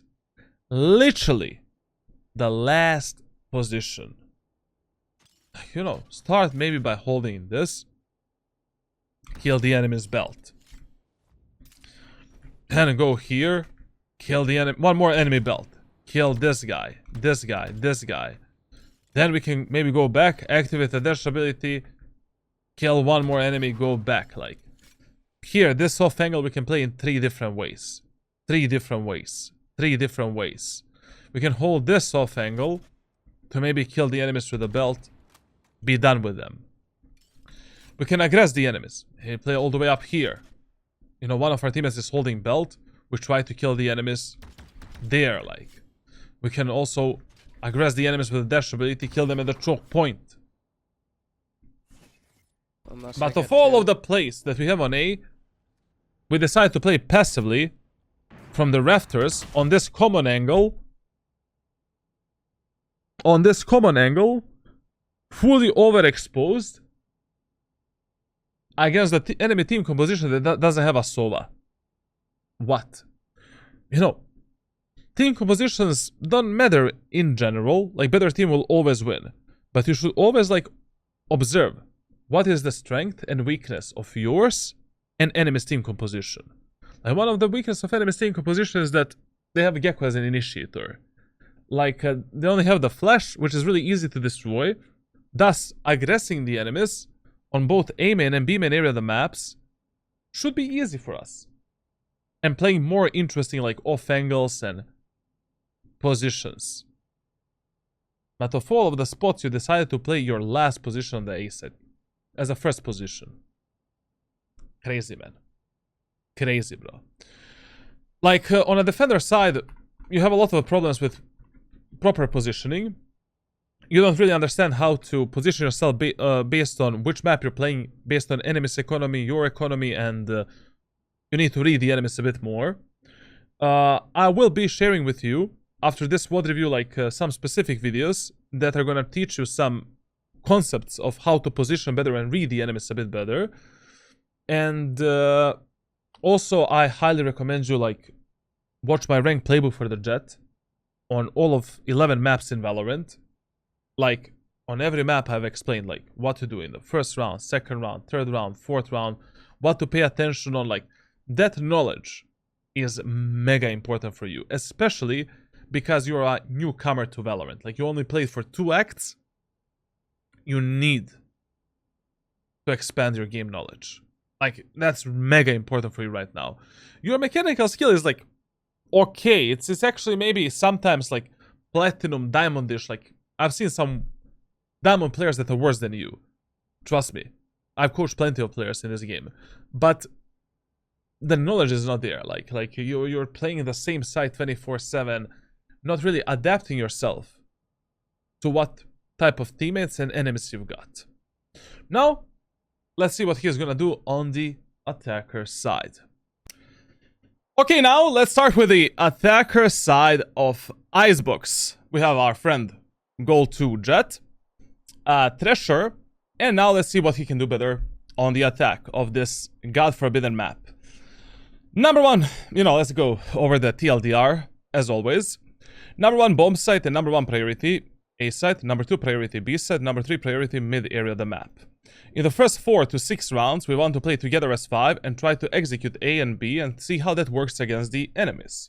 If enemies cannot stop our 5-man pushes, and essentially they, they have no response to our 5-man executes, then we can continue playing together as 5. We don't need to lurk, we don't need to flank, we don't need to default, like, everything is muy bien. Now, if our 5-man pushes are not working, then we're fucked, and we need to default a bit more, split the map a bit more, and essentially, focus on the mid area of the map a bit more as well. So in the first 4 to 6 rounds, just focus your executes onto A and B. Don't complicate too much, there's no reason to do that.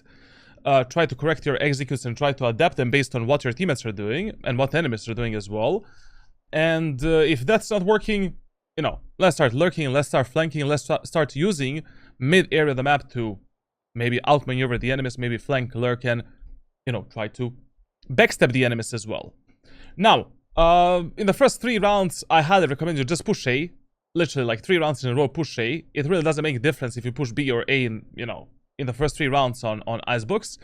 And then in a 4th round, fake A and go finish on B.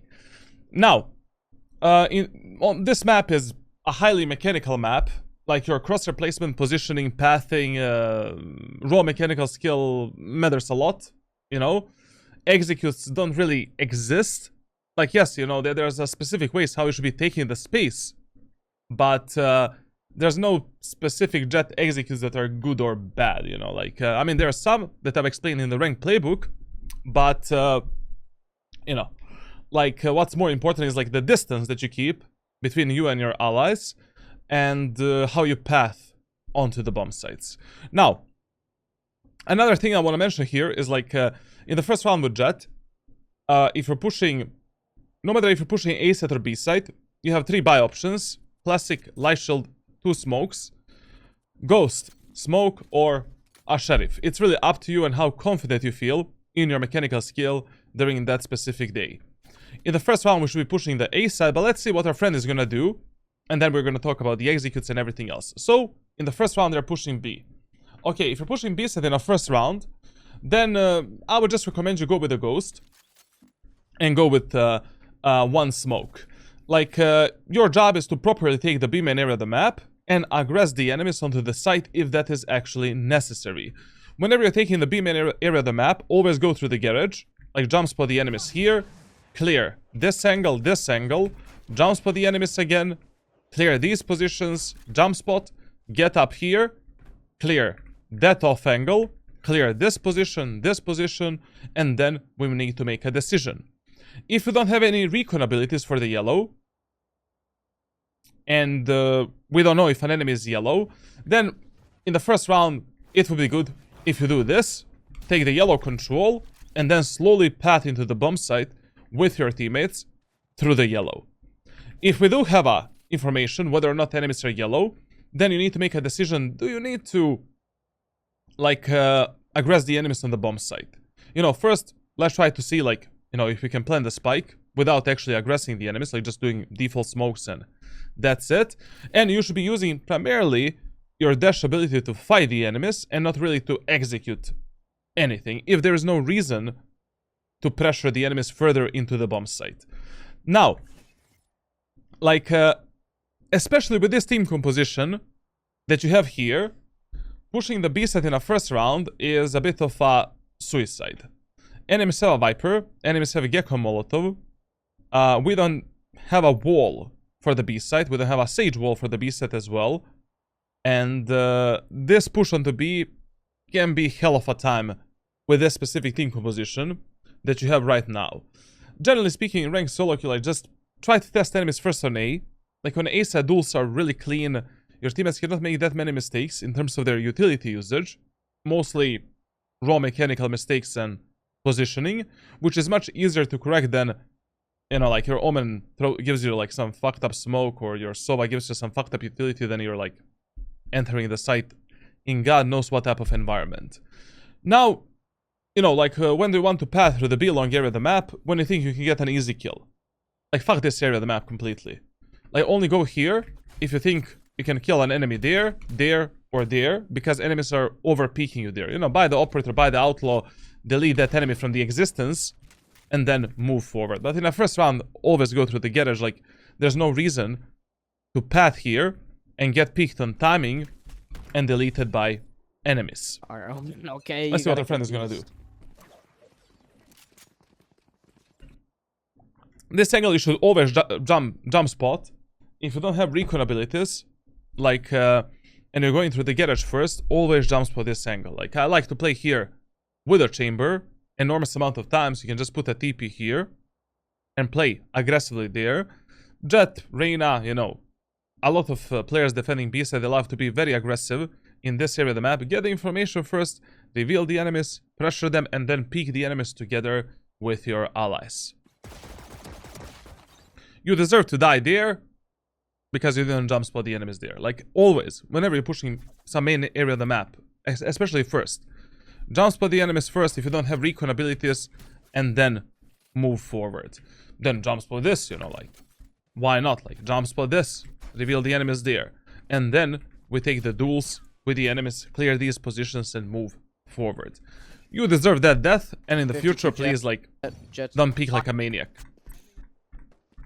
Especially because we have a Sova in the team. Sova should be droning the garage and should be arrowing the back of the yellow. Now, on Icebox, generally speaking, like, you know, whenever enemies are equal hull by on defender side, it makes much more sense to push the A side rather than doing anything in the mid and area of the map and on the B side. Why is that so? Enemies can fuck us up in many more ways here compared to the A side. On A side, like, the duels are clean as long as we have proper pathing and as long, like, as we have, like, proper utility usage. Like, enemies cannot really fuck us up with shorty, bucky, some shit like that, classic pistol, you know, like, yes, they can kill us with a ghost and sheriff, but those close range weapons are not gonna work that well on A side. So here pushing B again, like, I mean, okay, sure, we can do that, but just, you know, it's a lot easier pushing A. Better, not easier, better. Now, in this second round, like, not buying anything and buying a Stinger with a light shield is really bad. Like, first of all, we're playing Icebox. Semi, you know, long range map. A lot of medium range, a lot of long range gunfights. You need to have a heavy shield in a second round. If you're not playing with the outlaw, you need to have a heavy shield. Like, basically, a lot of the players like to force sheriff in a second round. You don't want to die from the sheriff one tap on every single distance. Anyways, you win the first round. In a second round, you always buy a heavy shield, and then the rest of the money goes into some kind of a weapon. Now, if you're already buying heavy shield in a second round on this map, then the ultimately best anti-eco, halba, and bonus round weapon on this map would be, like, Bulldog. With Bulldog, we cover both close range, medium range, and long range gunfights as well. Like, no matter what type of fight you're fighting, Bulldog is great on all three of these ranges. We're very versatile. We're gonna win the second round easily, as long as we pick the right duels and path in a proper way. So we should be buying Bulldog here, obviously. Like, Stinger, I mean, maybe on a defender side you can get a Stinger to save some money for operator, or maybe a sheriff, I don't know, like, but that's too much of a risk. Like, just buy a Bulldog and heavy shield, and you know, buy one smoke if you have money for that, and that's it. Like, KJ is crazy work. playing Stinger here on the attack is just... Just It can work, but when you're pushing B side and you get in a postman on B, like... It can be interesting. Listen. Fuck picking up the orbs. Like, pick up the orbs in Valorant. Only when there's nothing better for you to do at that moment of time.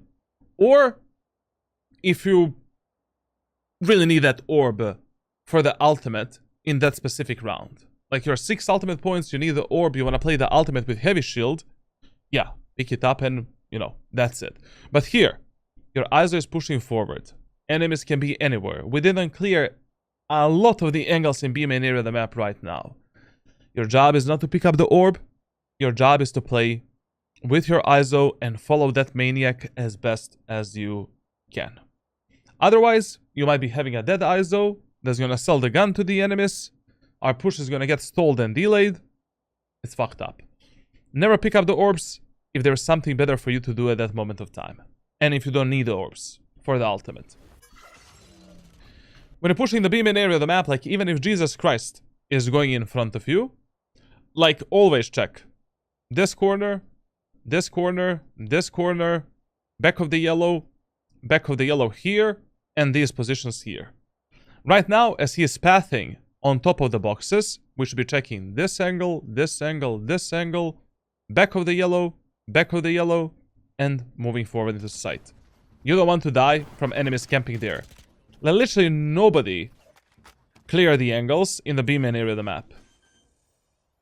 Getting up here with a Stinger is not really the right play. Like basically, if you have a close range weapon on Icebox, you want to get on top of the yellow or dash towards the yellow only if you think an enemy might be behind the yellow. Or if you really want to play this postman position. But here, you know, using a dash ability was just stupid on that position. I would have just dashed into the bomb site to support my allies and play with them. But not even that. We don't need to dash at all. Like, we should just be playing a long-range duels, and that's it. This was a complete waste of a dash ability. Your ISO already made, you know, we didn't see any enemies here. We don't know where are the enemies. Like on Icebox on the attacker side, around 70 or 80% of times, you should be using your dash ability, not really to take the space, but rather to take a duel, initial duel with the enemies. A potential kill. And that second, you know, that dash ability should be your second life, essentially. Here, there was really no reason to do this. Very dangerous spot to play as well, with a Stinger. Like, we don't really have a weapon that can fight CT. I mean, yes, with a Stinger, if enemies don't have a heavy shield, maybe with a burst fire you can kill them. And you can, you know, actually survive. But why? Like here, just protect your guy that is planting the spike. Hold the bottom of the site here. Plant the spike, go beam in, and that's it. Or we can play around the yellow. You're planting around that smoke. Jesus Christ. Also, if your controllers are giving you this type of a smoke setup, not really the best shit ever. Like, this Omen smoke should always be a trilane smoke, so that we can always teleport and dash into this position, and then from this position continue the aggression or peek the enemies here. And yeah, I mean, second smoke can go for the tower or here, depending, like, you know, what's the plan. Usually it is a bit better idea to maybe smoke the site and do this and leave the tower open and just hold the peak from the tower. But it really depends on a scenario. Like, just this smoke needs to be a bit deeper. Like, that smoke was very shallow there.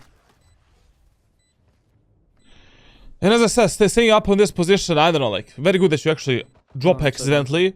Because, you know, that was really dangerous there.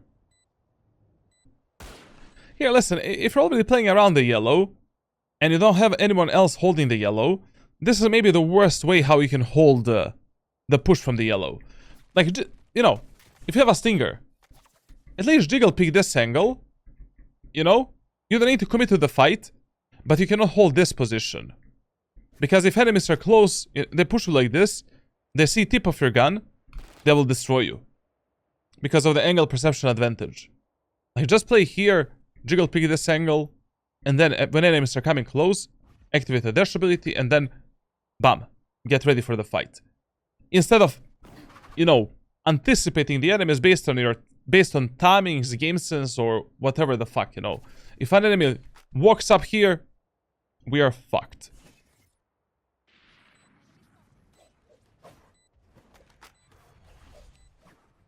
Very good, very good. Or we can just jump spot the enemies.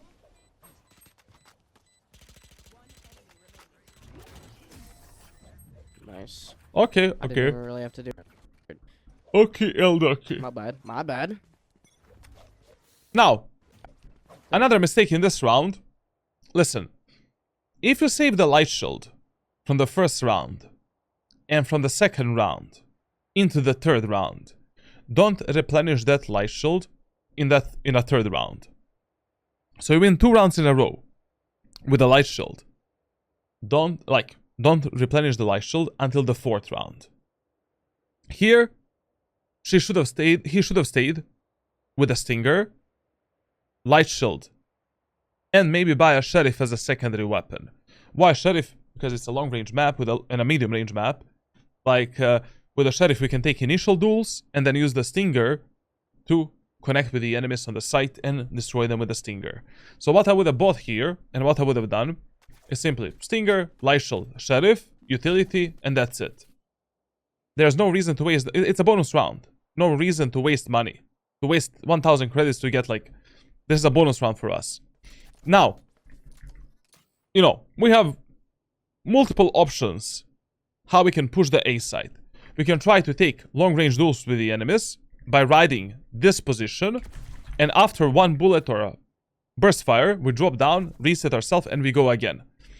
If you have close range weapons, what you can also do, you know, like sheriff and stinger combo, you can just do this, scout for the enemies, get instant space for your team, and, you know, move fast into the bomb site.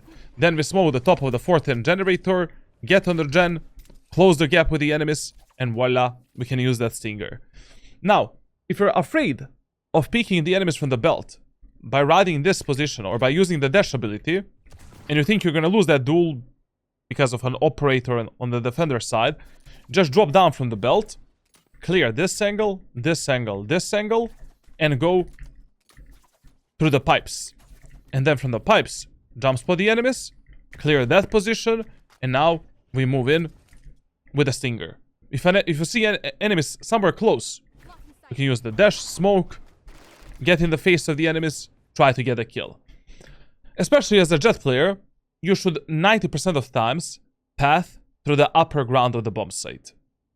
Like going through the pipes, belt, getting on top of the 4th end generator, on top of the tower, on top of this generator here, on top of the rafters, and supporting your teammates 1 sector at a time. As your teammates are scrolling and going through the sectors, we go together with them. So, we have sector number 1, which is basically this, sector number 2, and number 3. Your teammates are moving from sector 1 into sector 2. You're getting on top of the 4th end generator and supporting your teammates from there. On top of the 4th end generator, as long as you're using this cover, you're good. You know, we can kill the enemies here and here, isolate this duel. If our teammates are fighting left, we help them. If our teammates are fighting right, we help them.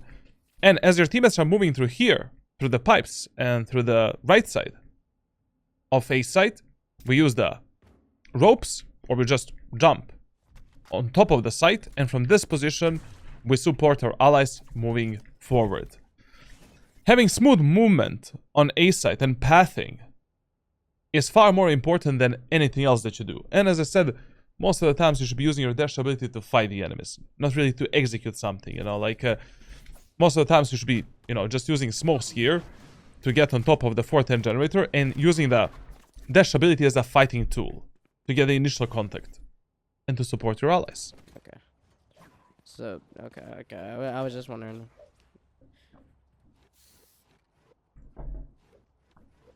Can you jump up pipes without making sound? Yes. Yes, I think that should be possible. Like, if you press at the end of the jump, like, Well, yeah. I think you can do this. Like, I'm 90% sure. Like, if you press the shift at the end of the jump, and you but I'm making a full. Yeah, you can do it. You can do it. If you press the shift at the end of the jump with a silent step mechanic, you can do this 100%. I'm just terrible at it, like really bad. Thought you muted him. Oh. Oh, I didn't even hear it. My bad. My bad. Brother, listen.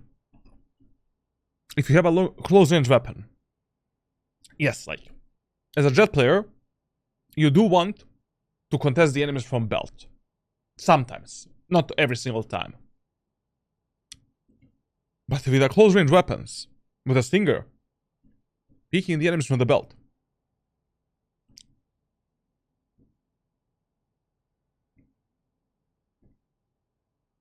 How do we? I don't know. Is this guy aimbot machine? Like I think even with the aimbot, with a literal hack, you cannot get a kill here against an enemy that has a Vandal Phantom. Like, how the fuck you do that? Like, if you have a stinger, brother, like, you know, one thing that you can do, you can try to instantly get the space and reveal the enemies and close this fight, this fight, this fight.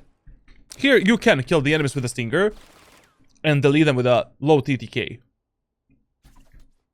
Or we go through the belt, drop down, take this duel, this duel, this duel, clear the tower, get on top of the pipes, and now from this position we can go for some kind of a smoke dash execute like this.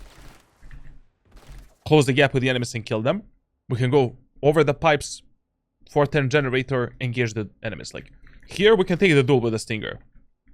Here, we can take the duel with the stinger. Here as well, but this is like I saw this on a defender side as well. Brother, listen, like if you're using like stinger has the easiest burst fire control out of any weapons that I've ever saw in any video game. The bullets always go up left, up left, up left. If you're trying to kill the enemies with the ADS, pull your mouse down right, down right.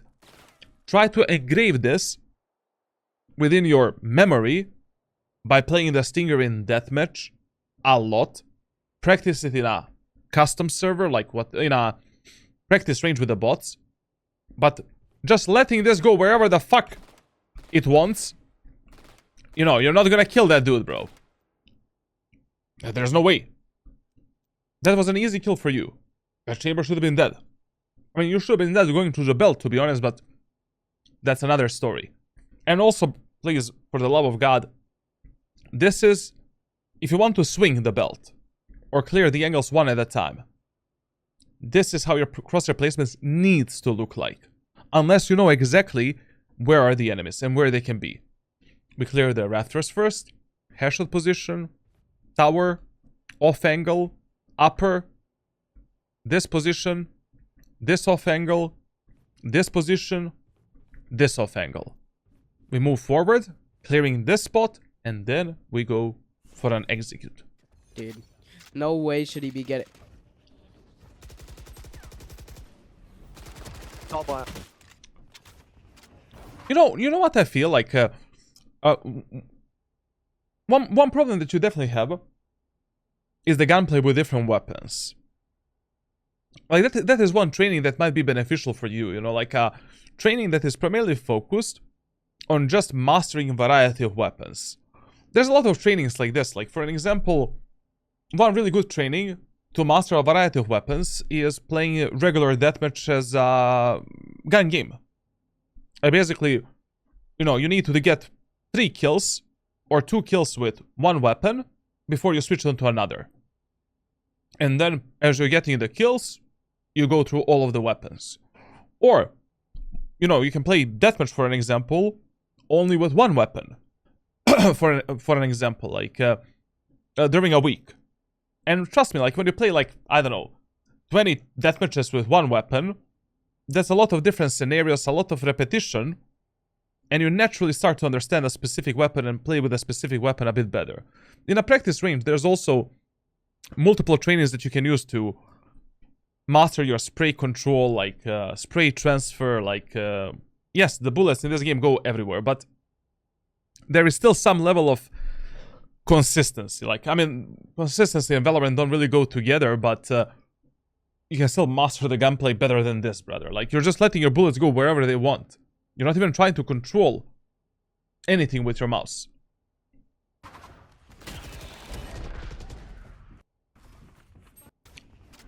To be honest here, like, I mean, we should have killed this Reyna and Chamber long time ago.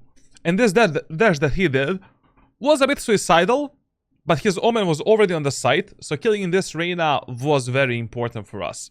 That's a good thing. I would say that's a good game decision. The only thing that is that I would have combined this dash with a smoke here, so that I'm covered from the backside while I'm killing the Reyna and a potential Chamber there. Like, not having a smoke there to cover you, like, was really a bit of a suicidal move. Like, whenever you need to engage the enemies in, you know, areas of the map where you're overexposed from, like, 2, 3, 4, 5 different angles, you should always engrave within your gameplay that you're using the smokes to isolate easier fights, so that you're not getting crossfired, sandwiched, or backstabbed by the enemy team. By the rest of the enemy team. That was... down same. I realized. And pushing A site in this round was a bit bad, in my opinion. Like, generally speaking, if you already pushed B site 2 rounds in a row, do it in a 3rd round as well, to create a bit more unpredictable pattern of pushing. Because if you push same site 3 rounds in a row, and God forbid, you win all 3 of these rounds, enemy's mentality is gonna be impaled by a lot. You know, they will start doing faster rotations towards that site. They will be more scared that we might be pushing that bomb site again. So faking that site is going to be a lot easier in the 4th and 5th round. And anyways, if you're playing a bonus round, I mean, and you already pushed B site 2 rounds in a row, and you won both rounds, it makes a bit more sense in that bonus round to maybe push B. You know, isolating close range duels is a bit easier.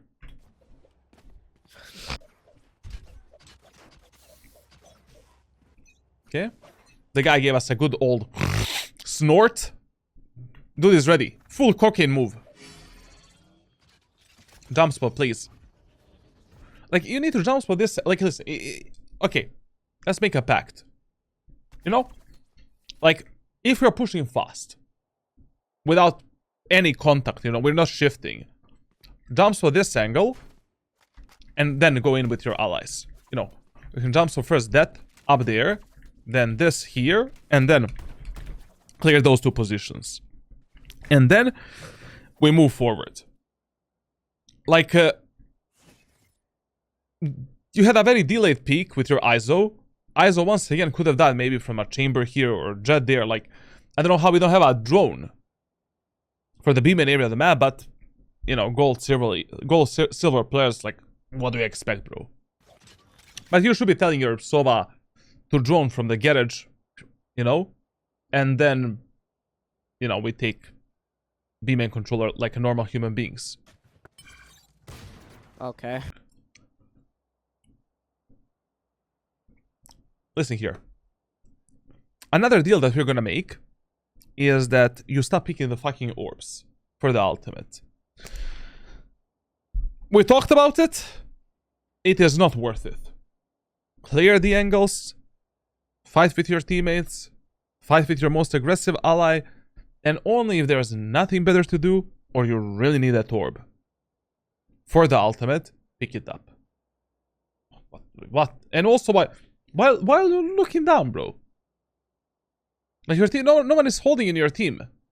I know, because an enemy from the yellow can peek, but fuck it, just look up and be ready for the fight. You know, place your, like, there's no way I would be taking this orb here like this. Like, I will be crouching down, taking the orb here, placing my crosshair there and there, and if enemies peek me, I'm ready for the fight. What the fuck is this shit, bro? How did she head? I'm gonna put down your. Get him. Oh, good. YouTube, thank Yeah, you. we have trips, bro. Now listen, on the attacker side of Icebox, this is one of the rare maps where you can go for a blind operator or outlaw like pick. You know, on the attacker side, if you see that enemies are like eco and halbei and they don't have money for the heavy shields, you can force the outlaw with maybe a sheriff or shorty and try to shit on the enemies in a long range fights. And you can also force the operator like blindly and try to go for some picks if nothing else is working, and especially if your teammates are playing way too slow, way too passive, or enemies are pushing you on a defender side, why not? Same as Abyss and Breeze, you know, medium range, long range map, we can take the kills and move in with our allies with a shorty or sheriff. Yeah, this guy's special.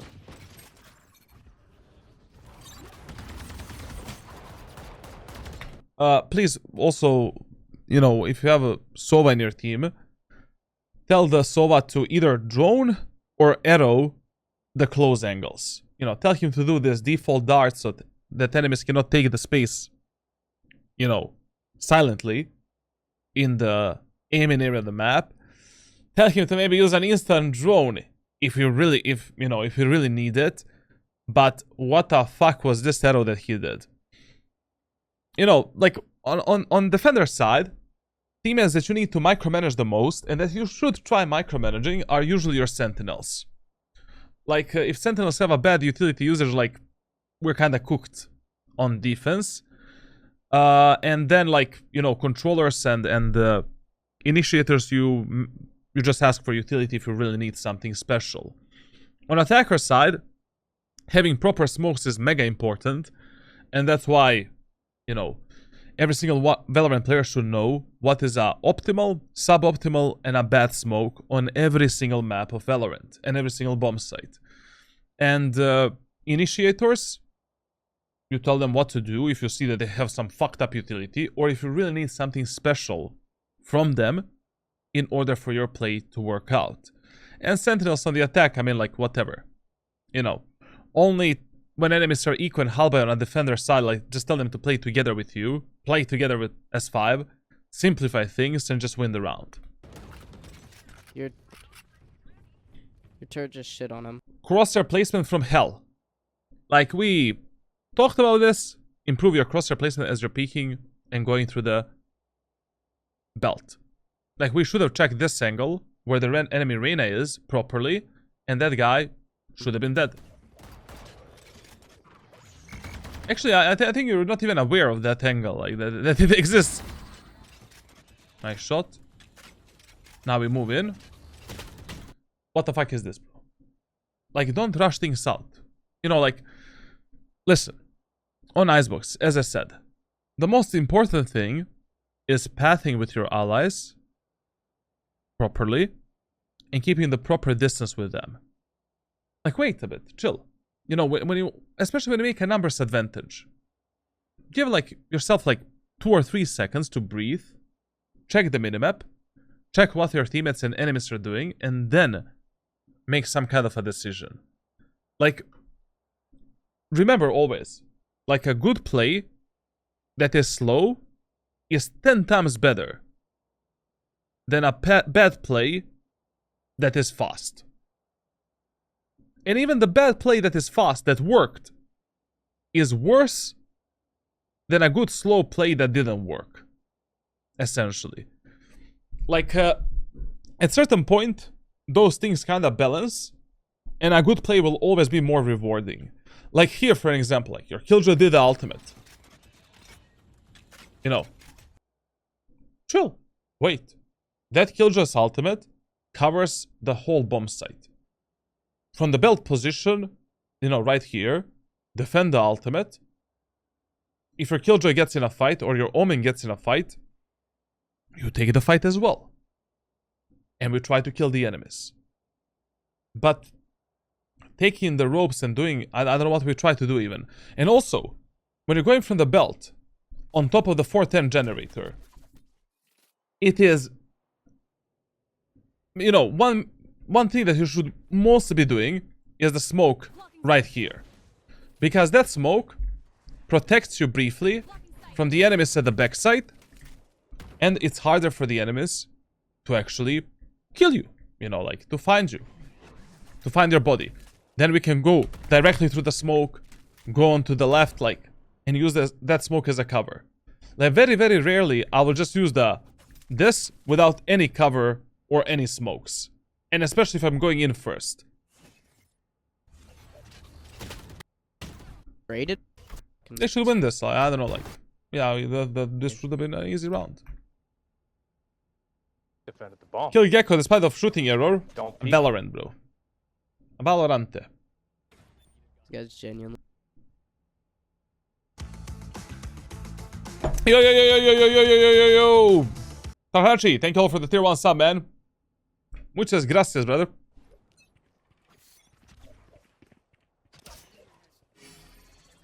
Okay. Okay, listen. If you have ISO in a team with the ultimate on the attacker side, 90% of times you should call for the 5-man aggressive push somewhere. And we need to push fast with that ultimate. Because once the ISO picks one enemy in the ultimate, in the worst case scenario, you're fighting 2 more enemies on the site. 4 versus 2. So right now, we should be pushing really fast, trying to take the space and trying to capitalize on that ultimate. But that ISO's ultimate was a bit premature. I mean, like, let's be honest, we're not even close to executing a site. Don't wait for him. Ooh, we saw. Why do you even... Okay, never mind.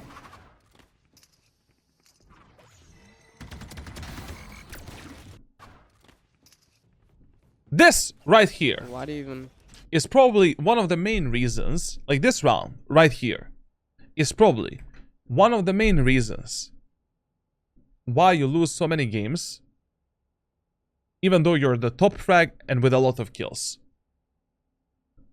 You always path as slow or as fast as your teammates are pathing, especially in the earlier stages of the game. Only in eco rounds, halberd rounds, and bonus rounds, you should go for some maniac plays to try to capitalize on kills, and if you see an opportunity, to get an easy kill. In this round, the gap and distance between you and the second ally is too big. We don't have any smokes, any utility to cover us up, Why do you even... and we are practically pushing alone. So what if that dash ability expires? Who the fuck cares? It was useful. Why was it useful? Because you pushed through the belt safely. It saved your life here. Now, when the ISO won that ultimate, just stay here, hold the pipes, wait for your teammates. When your teammates are here, here, and here, we use a smoke, get up there, and support our allies. And we path together with them. Timings and pathing is mega important. Like, that's why I hate like 50% of the duelist players that I play with in high mortal and low radiant lobbies. Like, brother, I'm not playing Neon. I'm not playing Jett. I'm playing Omen or Sova or Gecko or like, I don't know. When I play the static agents, not Omen, but, you know, Gecko, that type of shit. I'm not a Usain Bolt, bro. Like every single time when you do this type of a play, going in alone when you have numbers advantage, and you're not a refraggable teammate and you die, that's a bad round, bad timing. And the only times when you should move in a bit faster than your allies, if you're 70% certain that when you move in, you can take a kill. Because you know exactly where are the enemies, and you have a proper utility on the site to kill that enemy. Like, there are some cases where, you know, you should disconnect yourself from your team a bit if you think you can capitalize on kill. Because you know exactly where is the enemy, or we have really strong utility on the site to push in. Here, I have no idea. Personally, I have no idea where are the enemies. The guy can be left in the pipes behind me on the right side, on top of the site, on top of the screens. Like, I have no idea where the fuck they are. I'm not Nostradamus. You're not Nostradamus as well. We're not Harry Potter's wizards here. Like, play with the info that you have. It's actually really good that he missed the jump on the 410 generator. If he actually got on top of the 410 generator there, he would have been dead. That was a miracle. Like, this is a bad rushed out play that worked. But this type of a play will cost you more rounds, especially in the future ranks, than is gonna be useful. Like, this type of shit and this type of habits, you need to fix early on.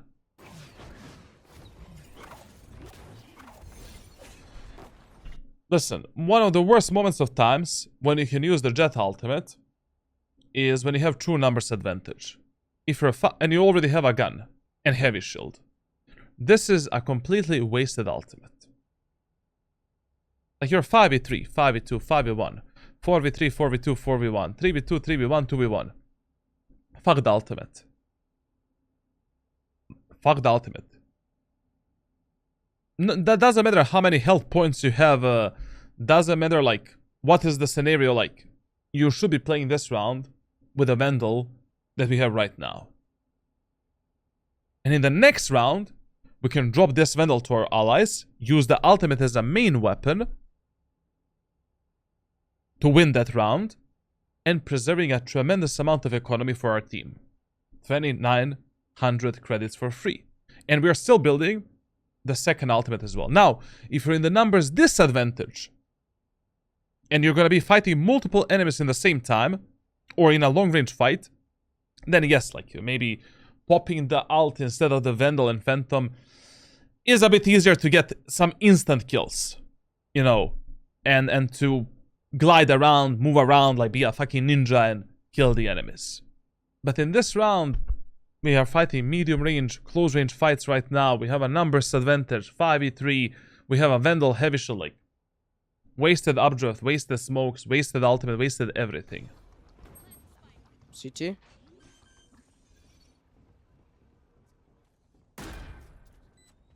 What the fuck are these smokes that I'm seeing, bro? I mean, that's one is okay sometimes. Jett's rafters. No way I whiffed that. Listen, man. Like, Jett's right click is literally a roulette.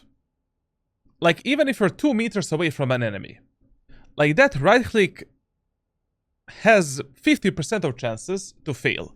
So basically, you are here, an enemy is here, and you do this. 50% of chances that you're not gonna kill that enemy. Like, you should be using the right click only when you're in a close range fight and you wanna gamble it, or in a really close range fight, like 5 meters, 6 meters. Or if an enemy is really low health HP, and then maybe we can try gambling, you know, this ultimate to kill the enemies. Like, enemies are like 20 HP, 40, 50, some shit like that. But on this range, instead of trying to nail that bullet into the head of an enemy, you do this with the last 2 or 3 bullets. Look at that. This is insane. Insane. Like, you need, like, it's just luck-based shit. But anyways, you know, this is another reason why you should use automatic weapon in these high numbers advantages. Like, you don't want to rely on your one taps and, you know, like, nailing these bullets into the enemy body. Like, you have a Vandal, you have a Phantom, bam. Like, even if you deal 120 damage and you die, it's better than if you deal like 50 or 0 with an operator or, like, you know, bullets of the dagger ultimate. So here, like, I mean, this was wasted Jett's ultimate 100. Jett hit 100. She's and 1 HP, nonsense 1 fight, HP. to be honest. I mean, using that ultimate in this round would have been so good, man. So good. Like, that would have saved, like, 2,900 credits for our team. 2,900. Like, our teammate doesn't need to buy. We don't need to... It's just, like, stupid, man. Yeah. I mean, in theory, that's, like, 5,800 because you're also not buying a weapon. He is. I love the verticality on A, though. It's fun. That's why I like Icebox. I like that. You like that because, like, literally, you know, you need to abuse the verticality of A site when you're pushing onto the site. Because most of the times, especially your gold, platinum, low elo teammates, will only move like this.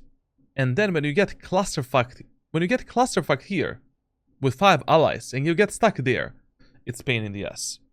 Like, you need to learn how to provide the support for your allies from these upper positions, essentially. Sorry guys, my throat is dying. Okay. There, he TP'd rafters, I heard it. Where's bottom? Listen. If the chamber is playing on this position, he cannot TP rafters. He can teleport here. He can teleport here. He can teleport here. And here. Or on the rafters all the way here. But he cannot place his teleport from this position there. So if you hear that chamber TP, expect him on the lower ground or still on the right side. Could be bottom. Yep. TP'd rafters, I heard it. Where's bottom? Here, you just died. I'm glad you died. You should be dying here, to be honest. I love that you're getting punished. But you should be learning from these mistakes. You know? Like, a stupid man learns from... Okay, first of all, a really dumb man learns from 100 mistakes. Like, try to learn from, like, you know, 10 times you get punished like this. Like, already wire your brain, like, you know, go in a custom server, practice the crosshair place, proper clearing, angle clearing, and the crosshair placement for the aim and area of the map from the belt. And that's it.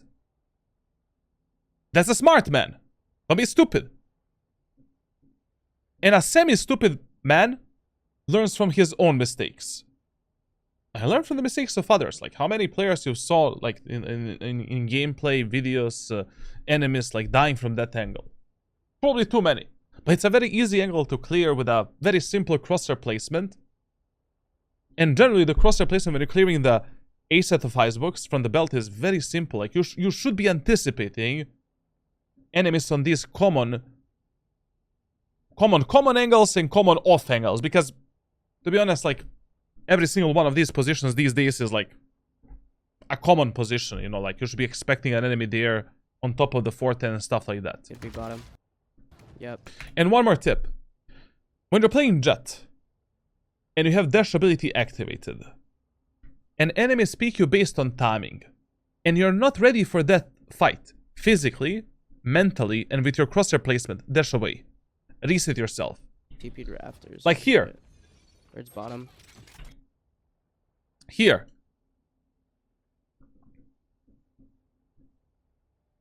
If you saw the guy there, I would not try to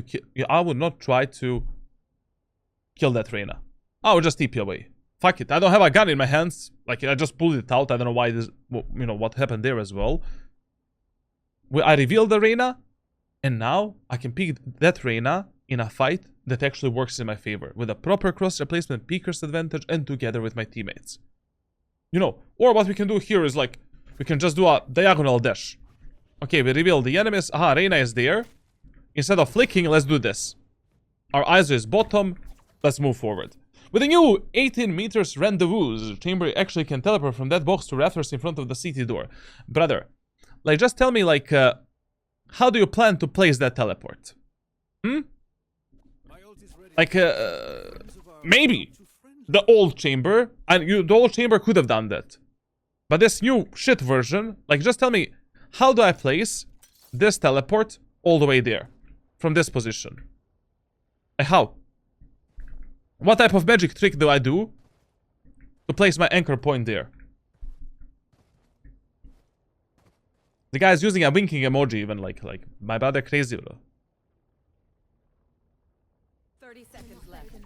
I mean, I would have loved if that was possible, because that should be one of the main second positions that you play and try to kill the enemies, but unlucky. Could be bottom. Yep.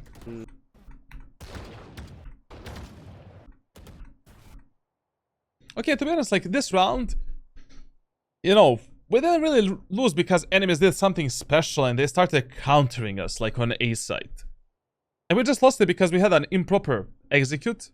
Once again, we are disconnected from our most aggressive teammates, and you picked a fight that didn't work in your favor. I mean, like, you were not ready for that fight at all.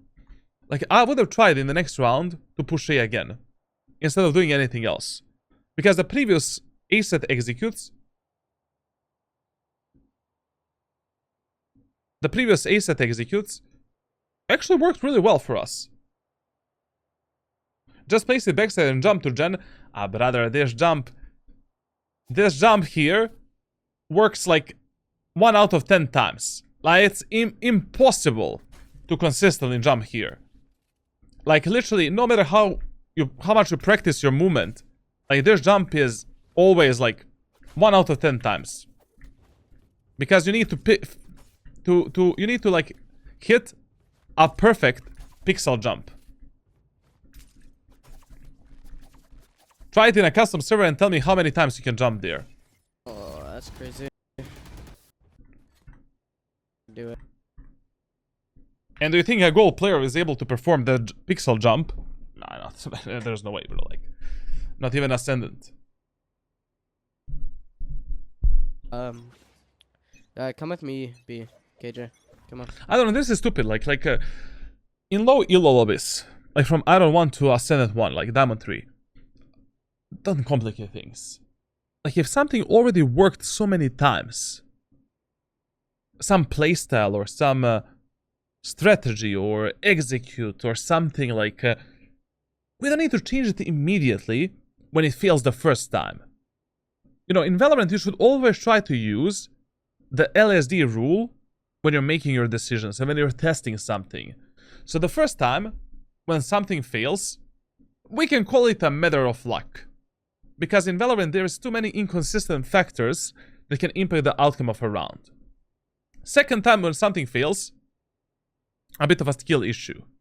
Like, if that same shit fails 2 times in a row, that playstyle, positioning, something, then we need to adapt ourselves to what the enemies are doing and maybe change it a bit.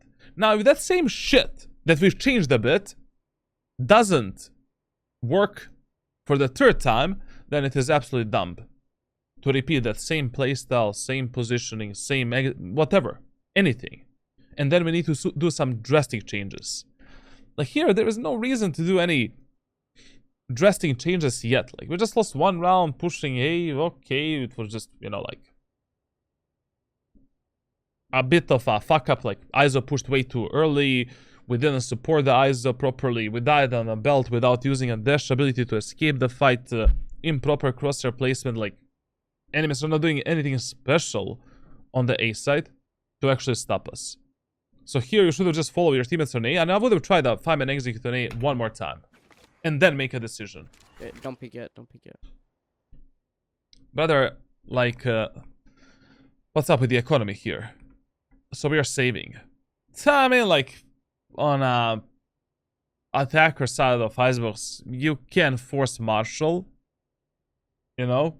If you're really confident in your mechanical skill, like, okay. Martial down. Yeah, I have nothing against it. It's okay. It. I would personally prefer a sheriff, but B.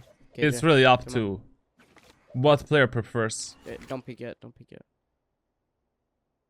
Okay, I'll take space up A for a second. Okay. Okay. Could be cubby. Nice shot. Nice shot. We use the Omen as a shield. Let's run B, run B. When you're moving through the main areas of the map, like, try to play Valorant with a bit more paranoia. You know, like, be a bit more paranoid. That enemies can be anywhere, everywhere. They can play some double bait setups. Like, if you don't see an angle yourself, and especially if you're moving in first and you don't clear it, how you know that that angle is cleared? I mean, you know, you don't know here if an enemy, if this Viper is maybe like close to us with a Judge, with a Stinger, with shotguns. Like, maybe she was baiting that Jett. Now she's gonna peek and kill us. Like, it is always better to play Valorant with an anticipation that enemies can be anywhere, everywhere, and they can kill us from any position that we didn't clear. Instead of hyper-focusing, instead of playing it like Valorant in a nonchalant way where you're like, okay, there's probably no one here. Like, word probably is maybe the worst shit that you can use in Valorant. Like, if you're just playing on probably, then you will get fucked 50% of the times, like, and you're just doing a gamble.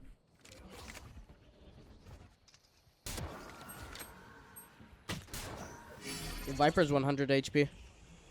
She's hit for 100. Our smoker dead. I don't know here why you didn't. I mean, good shot on a Viper. I don't know what is this Viper wall on Beast. That's very interesting, I must say. Enemy Viper wall. But here, like, after you were done with that Viper fight, like, pick up the gun from the Jett. You just killed the Jett, bro. I would not have stayed here with the Marshal. There's no way, man.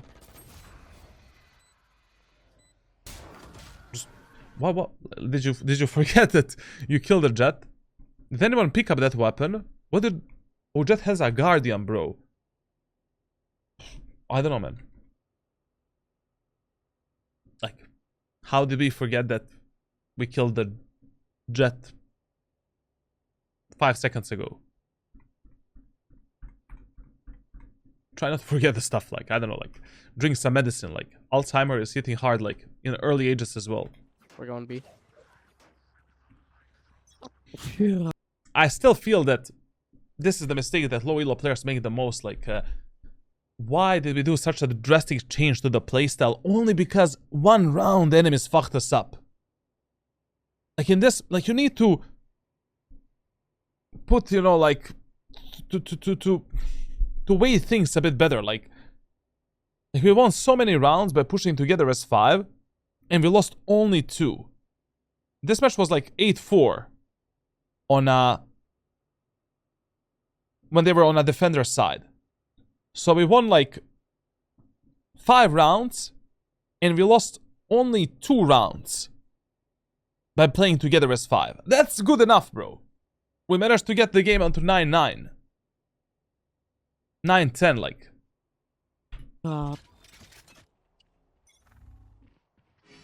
Like, drastic changes to the playstyle and gameplay you should be making, like, if something is really failing for us, like, you know, something really doesn't work. The match is really going to shit.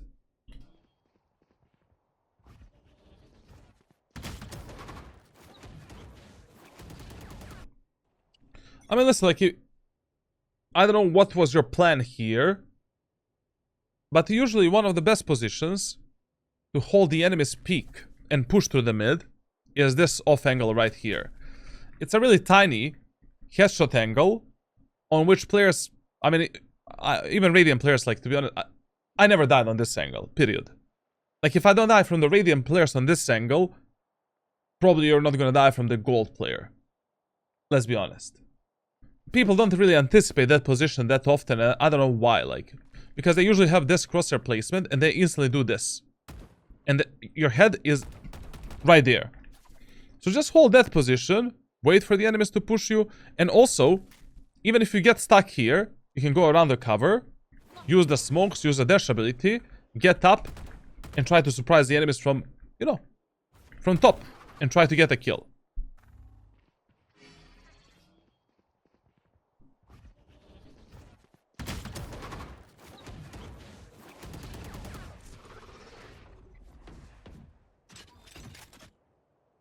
This one is gonna be interesting, like...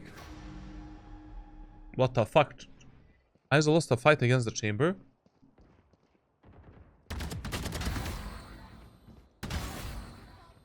And good shots, but... You should have been dead. That's the problem.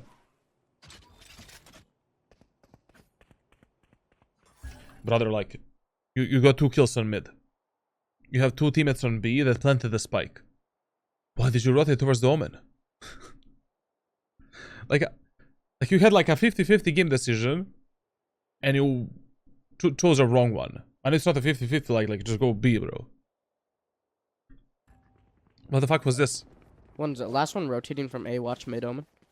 Okay, never mind. You're good. You're good. We need to improve your team play, map awareness, game awareness, knowledge, a lot of stuff. Like, no matter how many VOD reviews we do for you, like we need to do like 20 VOD reviews for you in order to actually like see some like significant improvements and a bit of backseat coaching as well. But instead of all of that shit, like after this VOD review, I'm just gonna share with you some very simple training that you will do for 2 months consistently, and that's gonna be enough to improve like 60%, 70% of these problems and fix them. It's crazy, bro. Dude, But he has a potential, you know, like, to be honest. You know, his raw aim with those, like, with Vandal, Phantom, those, like, one-tap weapons is actually, I would say, above the gold, bro. Like, definitely above the silver, because right now he's silver 3. It's like high platinum level, maybe, you know. Like, I've seen some diamond players that aim worse than this. So, you know, if you fix your gameplay a bit, you start thinking a bit more, follow us few rules that I'm gonna share with you, it'll be more than fine. Like, got us crazy numbers advantage. and we need to remember he's only 16 years old. Like, you know, teenage reaction time. Like, he has skill ceiling through the roof. Literally skilling roof, you know. But you know, like here for example, on the like, okay, when should you check at the minute? When should you look at the minimap? When should you look at the minimap? Now, you're probably expecting some in-depth answer from me. For this round, for this mistake here, I'm just gonna share with you this post and show you this post. Just a moment. Just a moment, please, bro. So, minimap.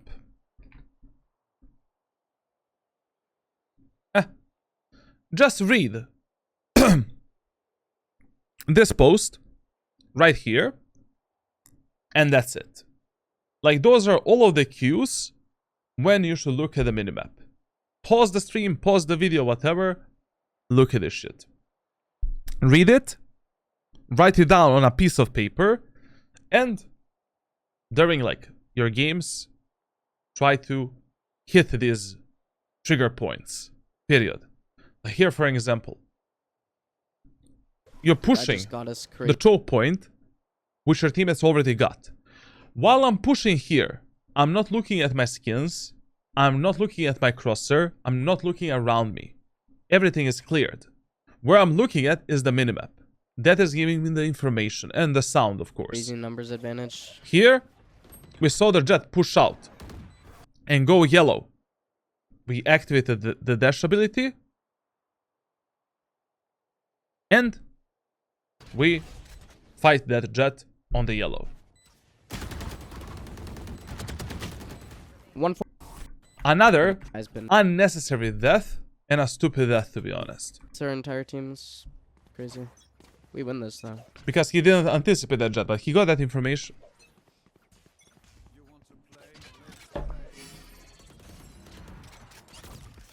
Here, brother, like, I mean, if your teammates are doing a 4 or 5 man push on an A, go with them.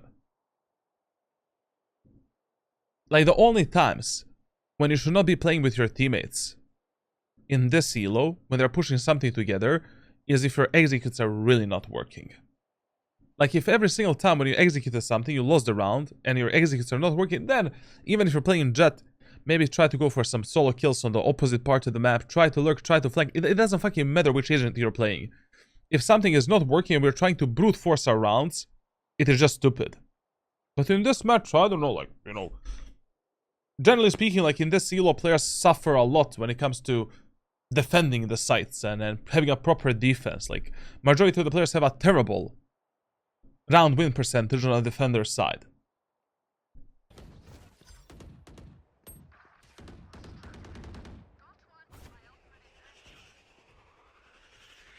Like, this is just pointless what you did here. Like, I mean, because while you were checking the mid during that process, your teammates could have died. And please, for the love of God, if you have Killjoy in your team, tell that Killjoy, like, to give you the turret here or here when we are pushing A site, and turret here or alarm bot when we are pushing the B site. How the fuck I have a turret for belt and alarm bot for this? But anyways, in this match, enemies never lurked and flanked, so, you know, when you see that enemies are not doing something, probably they're not gonna do that until the end of the match, especially in these low elo and medium elo lobbies. Like, there's no way these guys are gonna have the confidence to backstab us. Yeah, let's rotate. Absolutely wasted smoke. We should have, you know, but chamber is A. I want to say, like, maybe the smoke was good because of the chamber, but chamber was A site in this round. I mean, he was always playing A site. Only one round he played mid. So, I don't know. I mean, okay, preemptively, I guess, like, oh, Sova, where are you going, bro? To be honest, I would completely you know, in this example, where two of my teammates are pushing with a spike through the main area of the map, I would just completely ignore this Sova. I would let that Jesus Christ deal with this Sova. I'll give him a holy water and just go with the Omen and Killjoy. Because if Omen and Killjoy die, it really doesn't matter what we do in this mid area of the map. I mean, losing the spike in B-man Come back A. is gonna be interesting. That drone was so useless, though. Okay.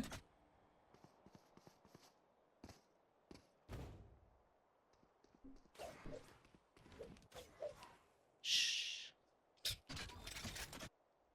Fucking banana. You should be pathing with your teammates, man. Like, I don't know what you're searching for here, because, you know, these type of plays you can do when you have the information to do them. But what type of information you have right now? Based on this match, I don't know how the enemies are rotating. Enemies are never pushing behind us. But how are you so certain that you're gonna get a pick here? You know, like, when you're lurking, flanking, and trying to go for solo picks, like, you need to put... You have two things to think about before you make a decision if that is worth it. So if I get a kill on mid right now, will my teammates survive the push on the A site? Or will they wait for me to take a kill and then push together? Like, whenever you're going for the solo plays without your teammates and letting them do whatever the fuck they want, you need to ask yourself how much you can trust your allies on the opposite part of the map. Because right now, I feel that even if we get a kill here, there is a huge chance that these three imbeciles will die while pushing the A site. Especially against the chamber with the ultimate. Of course, we might be wrong. But, anyways, in a 4v4 scenario, like, Viper is playing B, there's probably one more enemy B, like, why the fuck are we splitting the map? And even holding this. Plus, we have a Killjoy ultimate, I forgot about that. I like, we used the Killjoy ultimate and then we pushed with the ultimate. Love it. In this example here, you should have, like, played on the belt. I mean, your teammates already, you know, here, if my teammates already have a control of the site, and the spike is planted for me, I would have covered our asses, like, you know, especially because of that Killjoy ultimate. MS Lefik, thank you for the sub, baby. Muchas gracias. Is that our 400 sub this month? Oh yeah, we had 400. Love it.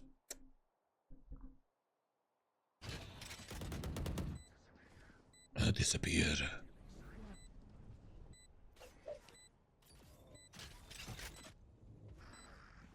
Nice Molotov, actually. also, like, please try to fix this habit of pulling your knife out too many times. I know this knife looks great, but, you know, right now there's no reason to jump spot, no reason to pull out the knives, nothing. Keep your location a secret and just fight on the contact between enemies and your allies. That is your job in the post plants. Especially in the post plants when we have numbers advantage.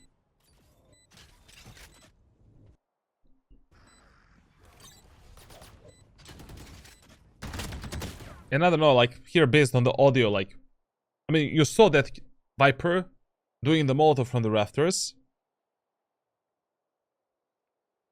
Like, and also, like, we heard that Viper up there, like, I don't know. Raptors?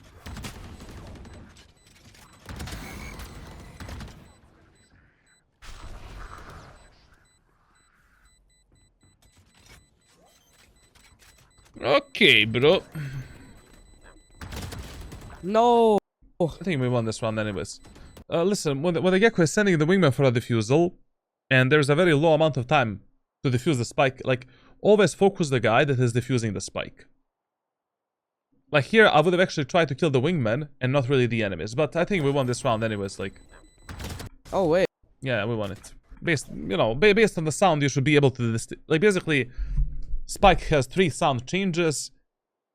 When you hear the spike beeping a bit harder and faster than the last time, that means that enemies probably don't have that much time to defuse the spike.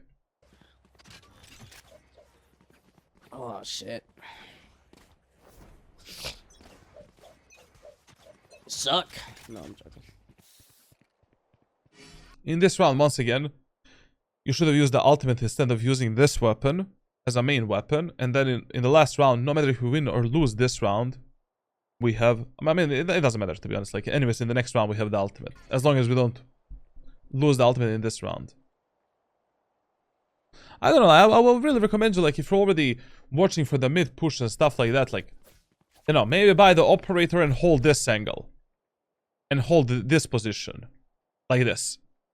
If enemies peek you there, they're dead. If enemies peek you here, short flick, then you can position above them, bam, take another kill. Working on it.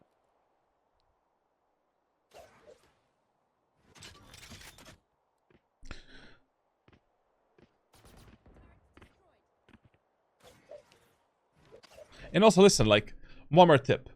If you want to default on Icebox, like, defaulting without having a smoke on mid is a bit useless. You know? Like, if you have Viper, I mean, no matter who you have in your team, if you already decide to default or fake or something like that, you need to have a smoke on mid to deny that information from the enemy team. Especially if enemies don't have the killjoy that has the turret that can watch, like, the push through the tube. Like, this is kind of pointless, like, to be honest. We're just risking 1v1 fights in A main and B main while actually not doing anything. Yeah, you got fucking tapped by... To outmaneuver the enemies.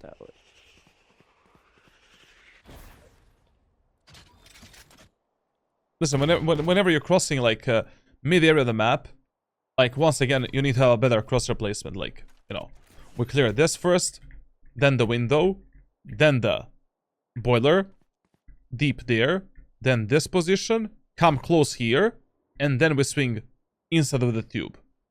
So that is how your movement should actually look like. Like, basically, it goes like something like this, essentially. Here. Like you're making an arch. Doing this, clearing these positions, that position, and then inside of the tube. This is the worst spot where you can find yourself, where you're exposed from the from inside of the tube, from the boiler, and from this angle in the same time. And if an enemy was here, he creeped in, you wouldn't be ready for that fight.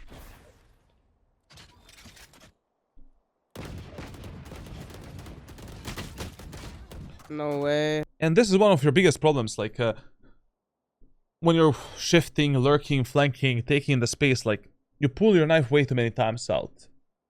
Like, for now, just never pull the knife out. I don't know. But, you know, you can only pull your knife out when you're, like, 90% certain that enemies cannot peek you on timing, and that enemies are definitely not there. If I'm pushing through the tube, through an area of the map where I have no idea whether or not the enemies are holding and where they're playing, I need to push with the gun out. Yes, I'm a bit slower, but at least I'm not gonna die on some kind of a stupid timing like this. Why'd I walk? You're one.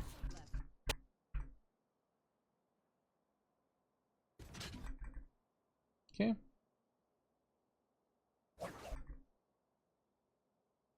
We're gonna start fast pushing. I'll smoke right away. Finally. Look at this round. Easy win. Fireman push B. Easy win. Trust. Listen, if it is already the last round, activate your ultimate immediately as the round starts, so that you don't have a stupid pull-out animation if we need to fight the enemies. You know, like, use ultimate immediately. Like, to counter that animation. That's why I don't buy the knife. Default is goated. I mean, here pushing with a Guardian was just stupid. You know, having the ultimate would be much better, because ultimate has faster fire rate, same as the Guardian. 3 bullets in the body, enemies are dead. 1 bullet in the head, enemies are dead. We can move, run and gun with the ultimate, be in the air, strafe around. Like, why would I use the Guardian as a main weapon in this round? In this round, your main weapon is the ultimate.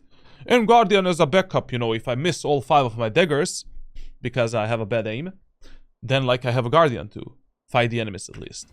Is he really a smurf? Especially if there is a chance to fight multiple enemies, like, you know. It's really good. Ultimate knife, same speed as melee, yes, that's another benefit. I mean, that's really good for this guy, because he likes to pull his knife a lot of the times. At least when he has the ultimate, he can push with his ultimate out and not really the knife out. That's another solution for this problem. I don't know why. And that spike plant spot of your Omen is crazy, bro. Crazy, like, you know, we need to plant the spike, like, here on this position, or into the site and take the site control. Trying to plant the spike here without the sage wall. Suicide, literally. Sudoku move, bro. Also, we need to work on your knives. Your knives get better as your raw mechanical skill gets better. You know, like tracking, flicking, reaction time, stuff like that. But there are some specific trainings that we can use in practice range to improve the knife usage. You know, like basically killing the bots in various different ways, like with different peaks. Like, I will be sharing that with you through private messages.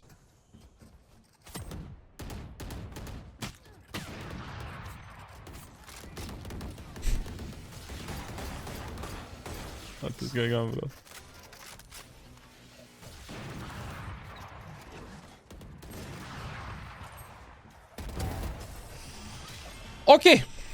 Okay. Now I'm gonna give you the final tip, because I've already seen plenty of your gameplay, and there's no reason to watch this overtime at all. And that final tip is the following. If you ever end up, if you truly care about your rank and ranking up, and you end up in a 15-15 overtime, always surrender. You can play the first overtime, second overtime, third overtime. Most of the times you will need to do that, because, I mean, we don't need to surrender that. But a 15-15 overtime is the biggest gamble you can do.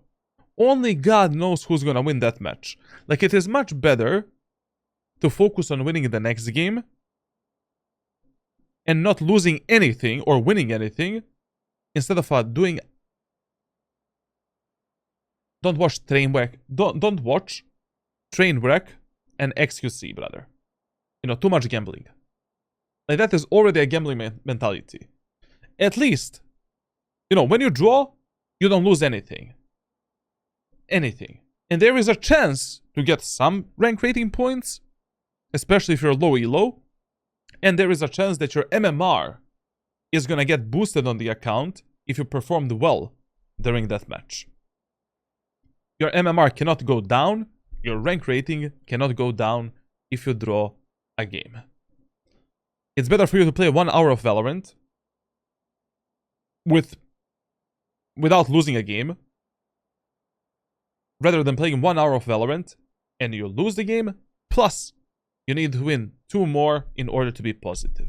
Absolutely stupid. Gambling mentality. And that is what, you know, what usually immortal idiots do. They don't give a fuck about ranking up. So, this game you should have drawed instead of playing it at 15-15. Period. Now, that's basically it. Like, we covered everything for this guy. I've seen plenty of, you know, your gameplay in the regular part of the match. And what you will be getting is dedicated training routine for the specific problems that you have, private coaching videos that are going to help you with the concepts and problems that you have in your gameplay right now, and you will get a specific aim training routine that is going to focus on all of these like gunplay problems that you have, movement problems, and raw mechanical problems as well. I think that this kid can definitely reach Radiant. I mean, he's only 16 years old, like plenty of time to get better. Really good age to play video games. Like, I mean, like peak of reaction time and shit like that. So yeah, that's gonna be it for this VOD review. Thank you for watching. Make sure to subscribe, leave a like, leave a comment, join Discord server for coaching, giveaways, custom games. Like, there's so many things in the Discord server, like ranked playbook, you know, for Jett on every single map, for an example. Tune into my live streams. I stream every single day. Times are like sometimes evening, sometimes morning, sometimes dinner, sometimes this, you know, sometimes maybe shit, sometimes maybe good. Like, I don't know when I stream, like, go on to Discord server, check when I stream. And, yeah. Thank you for watching, and I'll see you in the next one.